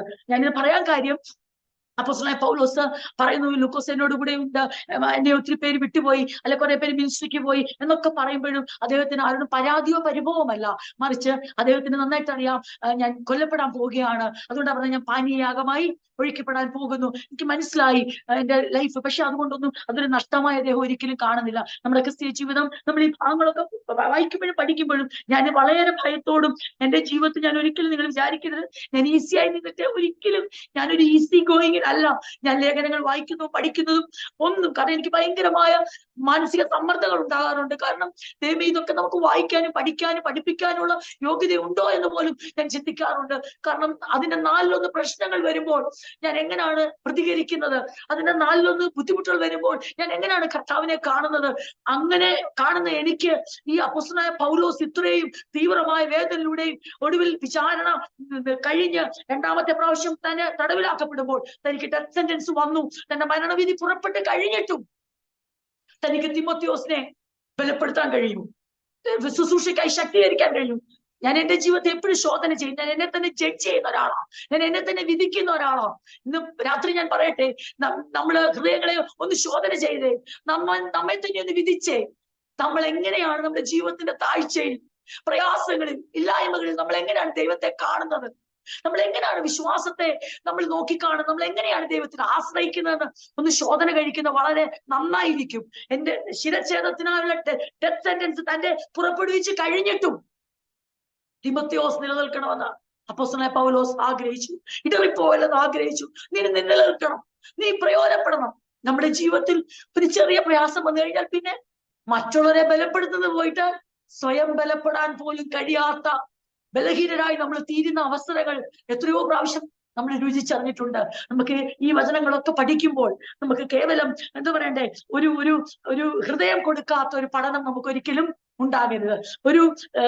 ഒരു കമ്പാഷൻ ഇല്ലാത്ത, ചേർന്ന് തമ്മിൽ മനസ്സിലാകാത്ത ഒരു പഠനം ഉണ്ടായാൽ പലപ്പോഴും കർത്താവ് നമ്മളെ എന്ത് വിളിക്കുമെന്നറിയാവോ? കപടഭക്തിക്കാരെന്ന് വിളിക്കും. കാരണം തന്റെ ലൈഫ് മുഴുവനും കൊടുത്തിട്ടാണ് അദ്ദേഹം ഇതൊക്കെ എഴുതുന്നത്. അപ്പോൾ ഇതൊക്കെ നമുക്ക് വളരെ പ്രാധാന്യമുള്ളതായിരിക്കണം. ഞാൻ അതിനുവേണ്ടി അത് പറഞ്ഞത്. ഒരിക്കലും ഞാൻ നിങ്ങളെ ഇമോഷണൽ ആക്കാനോ അല്ല എന്റെ ഇമോഷൻസ് നിങ്ങളുടെ മുമ്പിൽ എക്സ്പ്രസ് ചെയ്യാനോ ഒന്നുമല്ല. അങ്ങനെ നിങ്ങൾ തെറ്റിദ്ധരിക്കത്തില്ലെന്നും എനിക്കറിയാം. പക്ഷേ ജീവിതത്തിൽ ഇനിയും പുറത്തു വരുത്തില്ല എന്നറിഞ്ഞിട്ടും അപ്പോസ്തലനായ പൗലോസിന്റെ ലക്ഷ്യം എന്നായിരുന്നു അറിയാവോ? തിമോത്തി, നീ ഒരിക്കലും വിശ്വാസത്തിൽ പിന്മാറി. അതിന്റെ അർത്ഥം നമ്മുടെ ജീവിതത്തിൽ ഇനി ദൈവം ഇപ്രകാരം ചെയ്യത്തില്ല, നമ്മളെ കുറിച്ച് ഇതാ ഹിതമെന്ന് മനസ്സിലാക്കി കഴിയുമ്പോൾ നമ്മൾ എങ്ങനെയായിരിക്കും മറ്റുള്ളവരെ ബലപ്പെടുത്തുന്നത്? എന്നോട് ദൈവം ഇതൊക്കെ കാണിച്ചത്, തിമോത്തിയോസേ എനിക്കൊന്നും പറയാനില്ല, നീ എങ്ങനെയും ജീവിച്ചോ. കാരണം ദൈവം കണ്ടില്ലേ, എന്റെ അവസാനം കണ്ടില്ലേ, ഞാൻ ഇത്രയും ഓടി അധ്വാനിച്ച് ഞാൻ കർത്താവിന് വേണ്ടി എല്ലാറ്റേക്കാളും യേശുവിനെ സ്നേഹിച്ചിട്ട് നീ കണ്ടോ, എന്റെ അവസ്ഥ കണ്ടോ, എന്റെ ശിരച്ഛേദം ചെയ്യാൻ പോവുക. എനിക്ക് നിന്നോടൊന്നും പ്രത്യേകിച്ച് പറയാൻ അങ്ങനെയല്ല. തിമോത്തിയോസിന്റെ ലേഖനം നമുക്ക് പഠിക്കണം കേട്ടോ, അത് പഠിക്കണം, ഭയങ്കര അനുഗ്രഹമാണ്. അത് പഠിക്കുമ്പോൾ നമുക്ക് മനസ്സിലാകും തിമോത്തിയോസ് ഒരു എന്താ പറയണ്ടേ, ഒരു ടിമിഡായിരുന്നു, ഒരു ഭീരുവായിരുന്നു. തിമോത്തിയോസിനെ ദൈവകൃപയുടെ അളവറ്റ വലിപ്പം കൊണ്ട്, ദൈവവചനത്തിന്റെ ആഴമായ വെളിപ്പാട് കൊണ്ട് അപ്പോസ്തലനായ പൗലോസ് അങ്ങ് റീചാർജ് ചെയ്തു. ആറ്റനിക്കോസ് തിമോത്തി, നീ നിന്നേ പറ്റൂ, നീ പ്രയോജനപ്പെട്ടേ പറ്റൂ, നീ ദുരുപദേശങ്ങളെ എതിർത്തേ പറ്റൂ, നീ കർത്താവിനെ ഉയർത്തിയേ പറ്റൂ. നിന്റെ യൗവനം തുച്ഛീകരിക്കാൻ പാടില്ല. സഭയ്ക്കകത്തെ എല്ലാ ദുരുപദേശങ്ങളെയും നീ എതിരിട്ടേ പറ്റൂ. ഞാൻ നല്ല പോരാട്ടം പോരാടി, ഞാൻ നല്ലപോലെ പൊരുതി തിമോത്തിയോസേ, ഞാൻ എന്റെ ഓട്ടം തികച്ചെന്നേ, ഞാൻ എന്റെ വിശ്വാസം കാത്തന്നേ. ശിരച്ഛേദം ചെയ്യപ്പെടാൻ പോകുന്ന പൗലോസ് പറയാ, എനിക്ക് ധൈര്യമുണ്ട്, ഞാൻ എന്റെ അതേ വിശ്വാസം കാത്തുകൊണ്ടാണ് ഇവിടെയും നിൽക്കുന്നേ. പ്രിയരെ, ഇന്ന് രാത്രി നമ്മൾ ഈ ഭാഗങ്ങൾ ചിന്തിക്കുമ്പോൾ നമുക്ക് നമ്മോട് തന്നെ ചോദിക്കാം, ഇന്ന് ഈ രാത്രി, ഇന്ന് ഈ നിമിഷം നാം നമ്മുടെ വിശ്വാസം കാത്തുകൊണ്ടാണോ നാം നിൽക്കുന്നത്? നല്ല പോർ പൊരുതുവാൻ, നമ്മുടെ മുമ്പിൽ വെച്ചിരിക്കുന്ന ഓട്ടം ഓടുവാൻ നമുക്ക് കഴിഞ്ഞിട്ടുണ്ടോ? നീതിയുടെ കിരീടം അപ്പോസ്തലനായ പൗലോസ് പറഞ്ഞ എനിക്ക് മാത്രമല്ല, അവന്റെ പ്രത്യക്ഷതയിൽ പ്രിയം വെച്ച ഈ രാത്രി നമ്മൾ നമ്മളോട് തന്നെ ചോദിക്കണം, ഞാൻ പ്രിയം വെക്കുന്നത് എന്റെ ഈ ഭൂമിയിലെ നന്മകളുടെ വെളിപ്പെടുത്തലിന് വേണ്ടിയാണോ? എന്റെ വ്യക്തിത്വം വെളിപ്പെടുവാൻ, എന്റെ ശുശ്രൂഷ വെളിപ്പെടുവാൻ, എന്റെ ആയുസ് ദീർഘമാകുവാൻ, എന്റെ കുടുംബം എസ്റ്റാബ്ലിഷ് ആകുവാനാണോ ഞാൻ പ്രിയം വെക്കുന്നത്? അതോ അവന്റെ പ്രത്യക്ഷതയിൽ പ്രിയം വെക്കുന്ന ഞാനാണോ? എന്റെ ജീവിതം അങ്ങനെയാണോ എന്ന് നമുക്കൊന്ന് ശോധന കഴിക്കാം. അവന്റെ പ്രത്യക്ഷതയിലാണ് നാം പ്രിയം വെക്കുന്നതെങ്കിൽ നീതിയുടെ കിരീടം നമ്മളിൽ തട്ടിപ്പറിക്കാൻ ആർക്കും. പറയാ, എനിക്ക് ദുഃഖമുണ്ട്, ദേമാസ് എന്നെ വിട്ടുപോയി, എനിക്ക് സങ്കടം, അവൻ ലോകത്തെ സ്നേഹിച്ചു, പക്ഷെ എനിക്ക് മുന്നോട്ട് പോയേ പറ്റത്തുള്ളൂ. പ്രിയ ലൂക്കോസും ദേമാസ് നിങ്ങളെ വന്ദനം ചെയ്യുന്നു. ലവദിക്കിലെ സഹോദരന്മാർക്കും നുംഫയ്ക്കും അവളുടെ വീട്ടിലെ സഭയ്ക്കും വന്ദനം ചൊല്ലുകയും. അവിടെ ഒരു സഹോദരിയുടെ പേരുടെ പറയുന്നു നുംഫ. അവളുടെ വീട്ടിലെ സഭയ്ക്കും വന്ദനം ചൊല്ലുകയും. ലവദിക്കയും അടുത്തുള്ള ചർച്ചാണ് കൊലോസ്യേ. അവിടെ സഹോദരന്മാർക്കും നുംഫയ്ക്കും അവളുടെ വീട്ടിലെ സഭയ്ക്കും അവിടെ ഒരു ഹൗസ് ചർച്ച് ഉണ്ട്. ആ ഹൗസ് ചർച്ചിലുള്ളവർക്കും വന്ദനം ചൊല്ലുകയും. നിങ്ങളുടെ ഇടയിൽ ഈ ലേഖനം വായിച്ചു തീർന്ന ശേഷം ലവോദിക്ക സഭയിൽ കൂടി വായിപ്പിക്കുകയും ലവോദിക്കയിൽ ഉള്ളത് നിങ്ങളും വായിക്കുകയും ചെയ്യും. അടുത്ത ഒരാളുടെ പേരൂടെ ഇവിടെ പറയുന്നുണ്ട്, അർഹിപ്പോസിനോട് കർത്താവിൽ ലഭിച്ച ശുശ്രൂഷ നിവർത്തിപ്പാൻ നോക്കണമെന്ന് പറയുന്നു. ഒരാളുടെ പേരുടെ നുംഫ കഴിഞ്ഞ് ഒരാളുടെ പേരുടെ അർക്കിപ്പസ്, അല്ലെങ്കിൽ മലയാളത്തിൽ അർഹിപ്പസ്. അദ്ദേഹമാണ് ഇപ്പം കൊലോസി സഭയുടെ ശുശ്രൂഷകൻ. ചിലരിങ്ങനെ പറയുന്നു അദ്ദേഹം ഫിലോമോന്റെ മകനാണെന്നും പറയുന്നു. നമ്മുടെ ബൈബിളിലില്ല. ചില സ്കോളേഴ്സ് അങ്ങനെ ചിന്തിക്കുന്നു. ഫിലിമോന്റെ ചർച്ചാണ്, ഫിലോമോന്റെ വീട്ടിലാണ് കൊലോസി സഭ കൂടുന്നതാണ് പറയുന്നത്. ഓക്കെ, ആണെങ്കിലും ഹൗസ് ചർച്ച് ആണെങ്കിലും അവിടുത്തെ അദ്ദേഹത്തിന്റെ മകനാണ് അർഹിപ്പോസ് ആണോ എന്ന് ചിന്തിക്കുന്നു. അത് നമുക്ക് ഒരു ചിന്താ വിഷയമല്ല. എങ്കിലും ഞാനത് പറഞ്ഞത് മാത്രമേ ഉള്ളൂ. ഒരു കാര്യം ഇതാണ്, ഈ അർഹിപ്പോസ് ആണ് ഇപ്പോൾ കൊലോസി സഭയിലെ ശുശ്രൂഷകൻ. അദ്ദേഹത്തോട് പറയുകയാണ്, 17-ാം വാക്യം, അർഹിപ്പോസിനോട് കർത്താവിൽ ലഭിച്ച ശുശ്രൂഷ നിവർത്തിപ്പാൻ നോക്കണമെന്ന് പറയും. പൗലോസായ എന്റെ സ്വന്തം കയ്യാലെ വന്ദനം, എന്റെ ബന്ധനങ്ങളെ ഓർത്തുകൊള്ളുവിൻ, കൃപ നിങ്ങളോടുകൂടെ ഇരിക്കുമാറാകട്ടെ. അപ്പം കൊലോസ്യൻ ചർച്ചിന്റെ ലീഡറിനോട് അപ്പോസ്തലനായ പൗലോസ് പറയുകയാണ്, ക്രിസ്തുവിൽ നിന്ന് ലഭിച്ച ശുശ്രൂഷ നിവർത്തിക്കുക. ഇങ്ങനെ നമ്മൾ ഇന്ന് രാത്രി കൊലോസ്യ ലേഖനം പഠിച്ച് അതിന്റെ അവസാന വാക്യത്തിലേക്ക് 4-ാം അധ്യായത്തിന്റെ 18-ാം വാക്യം കൂടെ നമ്മൾ വായിച്ചു നിർത്തിയിരിക്കുന്നു. പൗലോസായ എന്റെ സ്വന്തം കയ്യാലെ വന്ദനം, എന്റെ ബന്ധനങ്ങളെ ഓർത്തുകൊള്ളുവിൻ, കൃപ നിങ്ങളോടുകൂടെ ഇരിക്കുമാറാകട്ടെ. എന്റെ ബന്ധനങ്ങളെ നിങ്ങൾ ഓർത്തുകൊള്ളുവിൻ, കൃപ നിങ്ങളോടുകൂടെ ഇരിക്കുമാറാകട്ടെ. അപ്പോസ്തലൻ അവരെ തന്റെ അവസ്ഥയും ഓർപ്പിക്കുന്നു.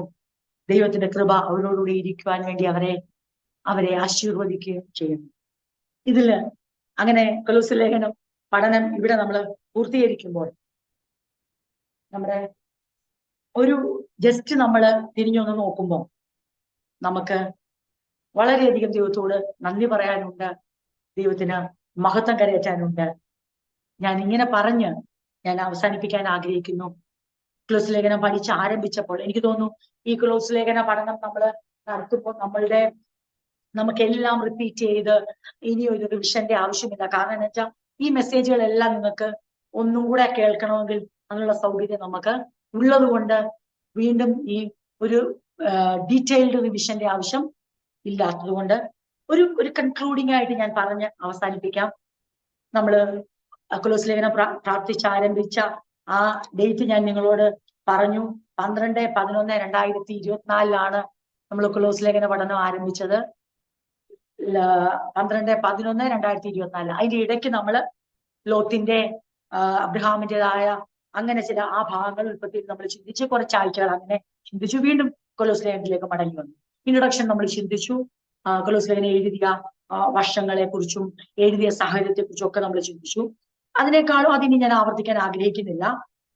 1-ാം അധ്യായം ആരംഭിച്ചപ്പോൾ തന്നെ അപ്പോസ്തലനായ പൗലോസ് താങ്ക്സ് ഗിവിംഗ് ആൻഡ് പ്രെയർ, തന്റെ സഭയോടുള്ള ബന്ധത്തിൽ താൻ അവർക്ക് വേണ്ടി പ്രാർത്ഥിക്കുന്നു, നന്ദി പറയുന്നു, ചിന്തിച്ചു. ഞാൻ എളുപ്പത്തിൽ പറഞ്ഞു പോകാം. പ്രാർത്ഥിക്കാനായിട്ട് പോവുകയാണല്ലോ. അപ്പോസ്തലനായ പൗലോസ് ഞാൻ ഓൾറെഡി നിങ്ങളോട് ഓർപ്പിച്ച പോലെ 1:6 പറയുന്നത്, bearing fruit by changing lifes, ഫലം കായ്ച്ചുകൊണ്ട് ജീവിത രൂപാന്തരത്തിന് വെളിപ്പെടുത്തുക. പിന്നെ അവിടെ നമ്മൾ 1-ാം അധ്യായത്തിൽ ചിന്തിച്ചത് റിഡംഷൻ ആൻഡ് ഫോർഗേവ് അവർ സിൻസ്. എന്താണ് ആ വീണ്ടെടുപ്പ്? നമ്മൾ പ്രാപിച്ചു. ആ ഇരുട്ടിന്റെ രാജ്യത്തിൽ നിന്ന് വെളിച്ചത്തിന്റെ രാജ്യത്തിലേക്കുള്ള വീണ്ടെടുപ്പും പാപത്തിന്റെ ക്ഷമയെന്ന വലിയ അനുഗ്രഹവും. വീണ്ടെടുപ്പ് എന്ന് പറഞ്ഞാൽ ഏറ്റവും ആദ്യം ഓർക്കേണ്ട കാര്യം അതാണ്. പാപത്തിന്റെ പൂർണ്ണമായ ക്ഷമ നമ്മൾ പ്രാപിച്ചു. 1-ാം അധ്യായത്തിന്റെ 15 വാക്യം തൊട്ട് ശക്തമായ ഒരു സന്ദേശം ദൈവം നമുക്ക് നൽകി തന്നെ. എന്തായിരുന്നത്? Christ is supreme. ക്രിസ്തു അത്യുന്നതൻ, പ്രിയമിനന്റ്, ഉന്നതൻ, ശ്രേഷ്ഠൻ, അവന് മീതെ ആരുമില്ല എന്നുള്ള ശക്തമായ ദൈവിക, അത് നമ്മളെ ആഴ്ചകൾ നമ്മൾ ആ ഭാഗമായി ചിന്തിച്ചു. അതിലെ പ്രധാന ഭാഗം ഇതായിരുന്നു: ക്രിസ്തു അദൃശ്യനായ ദൈവത്തിന്റെ അതേ പ്രതിമയാകുന്നു. First born of all creation, എല്ലാ സൃഷ്ടിയുടെയും ഒന്നാമൻ എന്ന് പറയുമ്പോൾ 1-ാം റാങ്ക് ആണ് നമ്മൾ ഉദ്ദേശിച്ചത്. അല്ല, സൃഷ്ടിയിൽ യേശു ആണെന്നല്ല. പിന്നെയോ പവർ ഓഫ് ക്രിയേഷൻ യേശുവാണ്. സൃഷ്ടിപ്പിന്റെ ശക്തി യേശുവാണ്. പർപ്പസ് ഓഫ് ക്രിയേഷൻ, സൃഷ്ടിപ്പിന്റെ ഉദ്ദേശം യേശുവാണ്. സസ്റ്റൈൻ ക്രിയേഷൻ, സൃഷ്ടിയെ നിലനിർത്തുന്നത് യേശുവാണ്. ഹെഡ് ഓഫ് ദ ചർച്ച്, സഭയുടെ ശിരസ് യേശു. അതായിരുന്നു 1-ാമത്തെ അധ്യായം. അങ്ങനെ നമ്മൾ ചിന്തിച്ച് 2-ാം അധ്യായത്തിലേക്ക് വന്നു. 2-ാം അധ്യായം വന്നപ്പോൾ നമ്മൾ ചിന്തിച്ച ഭാഗം ഇതാണ്: freedom from rules and new life in Christ. എല്ലാവിധമായ ലോകത്തിന്റെ ആദ്യ പാഠങ്ങളിൽ നിന്നും ന്യായ പ്രമാണത്തിൽ നിന്നുള്ള സ്വാതന്ത്ര്യവും ക്രിസ്തുവിലുള്ള പുതിയ ജീവിതം. അത് വളരെ ശ്രേഷ്ഠമായി ചിന്തിച്ചു. ആ ചിന്തിച്ച സ്ഥാനത്ത് നമ്മൾ ഏറ്റവും ഡീറ്റെയിൽ ആയി ചിന്തിച്ച 3 ഭാഗങ്ങളുണ്ട്. അപ്പോസ്തലനായ പൗലോസ് പറയുന്ന 3 warning. Don't let anyone deceive you, don't let anyone capture you, don't let anyone condemn you. നിങ്ങളെ ആരും ചതിക്കാൻ നിങ്ങൾ സമ്മതിക്കരുത്, നിങ്ങളെ ആരും കവർന്നു കളയാൻ നിങ്ങൾ സമ്മതിക്കരുത്, നിങ്ങളെ ആരും ശിക്ഷ വിധിക്കുവാൻ, ഇന്നത് ചെയ്തില്ലെങ്കിൽ ശിക്ഷാവിധിയാണ്, ന്യായപ്രമാണം ആചരിച്ചില്ലെങ്കിൽ എന്ന് പറയുന്ന കണ്ടംനേഷൻ നിങ്ങളെ വിട്ടുകൊടുക്കരുതെന്നുള്ള ശക്തമായ 3 വാണിങ്ങും അതിന്റെ ഡീറ്റെയിൽ ആയിട്ട് വളരെ വിശദമായി എന്തൊക്കെയാണ്, എങ്ങനെയാണ് കവർ ചെയ്യപ്പെടുന്നത്, എങ്ങനെയാണ് ചതിക്കപ്പെടുന്നത്, എങ്ങനെയാണ് മറ്റുള്ളവർ നമ്മളെ കൊണ്ട് ശിക്ഷ വിധിക്കായി അതെ തീർക്കുന്നത് എന്നുള്ളത് നമ്മൾ വ്യക്തമായി പഠിച്ചു. എന്നിട്ട് അപ്പോസ്തലനായ പൗലോസ് ഫോൾസ് ടീച്ചിങ്, ദുരുപദേശങ്ങൾ എന്താണ്, ഹെറസി എന്താണെന്ന് പറഞ്ഞു. തത്വജ്ഞാനം, യഹൂദന്റെ ന്യായപ്രമാണങ്ങൾ, ലീഗലിസം, പിന്നെ നിഗൂഢതാവാദം, പിന്നെ കഠിനവ്രതത്തിലൂടെ സ്വന്തമായി ആർജിച്ചെടുക്കുന്ന വിശുദ്ധി എന്നുള്ള 4 ദുരുപദേശങ്ങൾക്കെതിരെയാണ് കൊലോസ് ലേഖനം പ്രധാനമായി പ്രതികരിക്കുന്നത്. എന്തിനാണ് ഈ ദുരുപദേശം? എന്തുകൊണ്ടാണ്? എന്താണ് ഇതിന്റെ ഒബ്ജക്റ്റീവ്? ഈ ദുരുപദേശം എന്താണ് സഭയിൽ വരാനുള്ള, സഭയിൽ കൊണ്ടുവരുന്നതിന്റെ പിന്നിലെ ഉദ്ദേശം എന്തെന്ന് ചോദിച്ചാൽ, ക്രിസ്തുവിനെ ഡിസ്ക്രെഡിറ്റ് ചെയ്യുക, ഗ്രേസ്, പീസ് ഇവയെ അപ്സെറ്റ് ചെയ്യിക്കുക. അതായത് ക്രിസ്തുവിന്റെ ആ സുപ്രീമസിയെ ഇല്ലാതാക്കുക, കൃപയെ അഗണ്യമാക്കുക, സമാധാനത്തെ തകർക്കുക. എപ്പോഴും ഓർത്തോണം, ഹെറസിയുടെ, ഫോൾസ് ടീച്ചിങ്ങിന്റെ, നിങ്ങൾ പേടിക്കണം കേട്ടോ, ഞാൻ പെട്ടെന്ന് കൺക്ലൂഡ് ചെയ്യും, നിങ്ങൾ ടെൻഷൻ അടിക്കണ്ട, ഞാൻ പെട്ടെന്ന് നിർത്തും, പ്രാർത്ഥിക്കാം. എനിക്ക് തോന്നുന്നു അടുത്തൊരാഴ്ച ഞാൻ ഈ റിവിഷന് വേണ്ടി വരണ്ട എന്ന് ഓർത്തുകൊണ്ടാണ് ഞാൻ ഇങ്ങനെ ചെയ്യുന്നത്, പോയിന്റ്സ് മാത്രം പറയുന്നത്. അപ്പോൾ നമ്മുടെ ആരുടെയും ഹൃദയത്തിൽ വരികയാണ്, എന്തിനാണ് സഭ ഇത്രയും ശക്തമായി ദുരുപദേശത്തെ ചെറുക്കണ്ടെന്ന് ചോദിച്ചാൽ അതിന് ഇത്രയും പ്രാധാന്യമുണ്ടോ പാസ്റ്ററെ? നമ്മളൊരു പാട്ട് വചനത്തിന് വിരുദ്ധമായി പാടിയാൽ നമ്മൾ ഇത്രയും അത് വേണ്ടെന്ന് വെക്കേണ്ട കാര്യം ഉണ്ടോ? ഇപ്പൊ എന്തെല്ലാം പാട്ടിറങ്ങുന്നത്, അതൊക്കെ പാടണ്ടെന്നാണോ പറയുന്നത്? ഓർത്തോണം, വചനത്തിന് വിരുദ്ധമാണെങ്കിൽ അതിന് പറയുന്ന പേരാണ് ദുരുപദേശം. ദുരുപദേശത്തിന്റെ ഉദ്ദേശം എന്നു ചോദിച്ചാൽ ക്രിസ്തുവിന്റെ അത്യുന്നത പദവിയെ നിരാകരിക്കുക, കൃപയെ അഗണ്യമാക്കുക, സമാധാനത്തെ, ക്രിസ്തുവിനുള്ള സമാധാനത്തെ അപ്സെറ്റ് ചെയ്യുക, അല്ലെ അതിനെ തകിടം മറിക്കുക. അതുകൊണ്ടാണ് നാം പറയുന്നത് വചനവിരുദ്ധമായ പാട്ട് പാടാൻ പാടില്ല. അത് നമ്മളെ കവർന്നു കളയും, അത് നമ്മളെ ചതിക്കും, അത് നമ്മളെ ന്യായപ്രമാണത്തിലേക്ക് വലിച്ചഴയ്ക്കും. അതുകൊണ്ടാണ് നാം തീ പോലെ ഇറങ്ങണമെന്ന് പാടാത്തെ. അതുകൊണ്ടാണ് സീനായിൽ ഇറങ്ങിയ തീ നമുക്ക് വേണ്ടാന്ന് പറയുന്നേ. അല്ല പാട്ടുകാരോടോ എഴുത്തുകാരോടോ പിണക്കൊണ്ടായിട്ട് ന്യായപ്രമാണത്തിലേക്ക് വലിച്ചുകൊണ്ട് പോകുന്ന ഒരു ദുരുപദേശവും പാടില്ല എന്ന് പറഞ്ഞാൽ ഇതിന്റെ അർത്ഥം അങ്ങനെയുള്ള ഒരു പാട്ട് പാടില്ല എന്നുള്ള അർത്ഥമുണ്ട്. അതുകൊണ്ടാണ് കുഞ്ഞുങ്ങളോടും മുതിർന്നവരോടും പറയുന്നത്, ഏത് പാട്ടെടുത്താലും നിങ്ങൾ നോക്കിക്കോണം, കൃപയെ തുച്ഛീകരിക്കുന്ന അല്ലെങ്കിൽ സമാധാനത്തെ അക്സെപ്റ്റ് ചെയ്യുന്ന ക്രിസ്തുവിന്റെ അത്യുന്നത പദവിയെ രണ്ടാമതാക്കുന്ന, അല്ലെങ്കിൽ ഇങ്ങനെ പറയാം, ന്യായപ്രമാണത്തിന് സ്ഥാനം കൊടുക്കുന്ന, ന്യായപ്രമാണത്തെ വീണ്ടും കൊണ്ടുവരുന്ന ഒന്നും നമ്മുടെ ഇടയിൽ പാടില്ല. അങ്ങനെ ചെയ്താൽ നാം കൃപയിൽ വീണുപോയി ക്രിസ്തുവിൽ നിന്ന്. അങ്ങനെ 2:11 എത്തിയപ്പോൾ നമ്മൾ ചിന്തിച്ചു difference between physical and spiritual circumcision. ആത്മീക പരിച്ഛേദനയും ശാരീരിക പരിച്ഛേദനയും തമ്മിലുള്ള വ്യത്യാസം ഞാനതൊന്നും എക്സ്പ്ലെയിൻ ചെയ്തില്ല. നിങ്ങൾക്ക് ആർക്കെങ്കിലും അത് മനസ്സിലാക്കണമെന്നുണ്ടെങ്കിൽ നിങ്ങളുടെ മുൻപിൽ അതിനുള്ള എല്ലാ പ്രൊവിഷൻസും ഉണ്ട്. ഇനി എന്റെ ഉത്തരവാദിത്വം അല്ല വീണ്ടും അത് റിപ്പീറ്റ് ചെയ്ത് നിങ്ങളെ മനസ്സിലാക്കിക്കാന്നുള്ള റെസ്പോൺസിബിലിറ്റി എനിക്കില്ല. ഡീറ്റെയിൽ ആയിട്ട് അതിനുള്ള സൗകര്യം നമുക്കുണ്ട്. 2:18-19 നമ്മൾ പഠിച്ചു ട്രാപ്പ് ഓഫ് ഫോൾസ് സ്പിരിച്വാലിറ്റി. അതെ, കപട ആത്മീകതയുടെ കെണി. എന്താ കാര്യം? നമ്മൾ അറിഞ്ഞിരിക്കണം, Christ is the source of complete spirituality. ക്രിസ്തുവാണ് മുഴുവൻ ആത്മീയതയുടെയും സ്രോതസ്. ഒരു മനുഷ്യനെ ആത്മീകനാക്കുന്ന, ഫലം പുറപ്പെടുവിപ്പാൻ യോഗ്യനാക്കുന്ന ഒരു മനുഷ്യ, അത് നമ്മളുടെ എന്താ പറയണ്ടേ, നാം ചില ആഹാരം വെടിയുന്നത് കൊണ്ടോ, നാം ചിലത് കഴിക്കാതിരിക്കുന്നുണ്ടോ, കഴിക്കുന്നുണ്ടോ, ചില ദിവസങ്ങളെ ആചരിക്കാതിരിക്കുന്നുണ്ടോ ഒന്നുമല്ല ആത്മീക വിശുദ്ധി ഉണ്ടാകുന്നത്. ക്രിസ്തുവാണ് നമ്മുടെ ആത്മീകതയുടെ സ്രോതസ്. അത് എപ്പോഴും മനസ്സിലോർക്കുക. അങ്ങനെ ആണെങ്കിൽ നമുക്ക് എന്തിനെ എതിർക്കാൻ പറ്റും? കപട ആത്മീയതയുടെ കെണിയെ എതിർക്കാൻ. അങ്ങനെ 3-ാം അധ്യായത്തിലേക്ക് നമ്മൾ വന്നു. അതിന്റെ ക്യാപ്ഷൻ ഇതാണ്, ലിവിങ് ദ ന്യൂ ലൈഫ്. പുതിയ ജീവിതം ആരംഭിക്കും, പുതിയ ജീവിതം ജീവിക്കുക. ആ പുതിയ ജീവിതത്തിന്റെ 3 പോയിന്റ് ആവർത്തിച്ചു പറഞ്ഞു.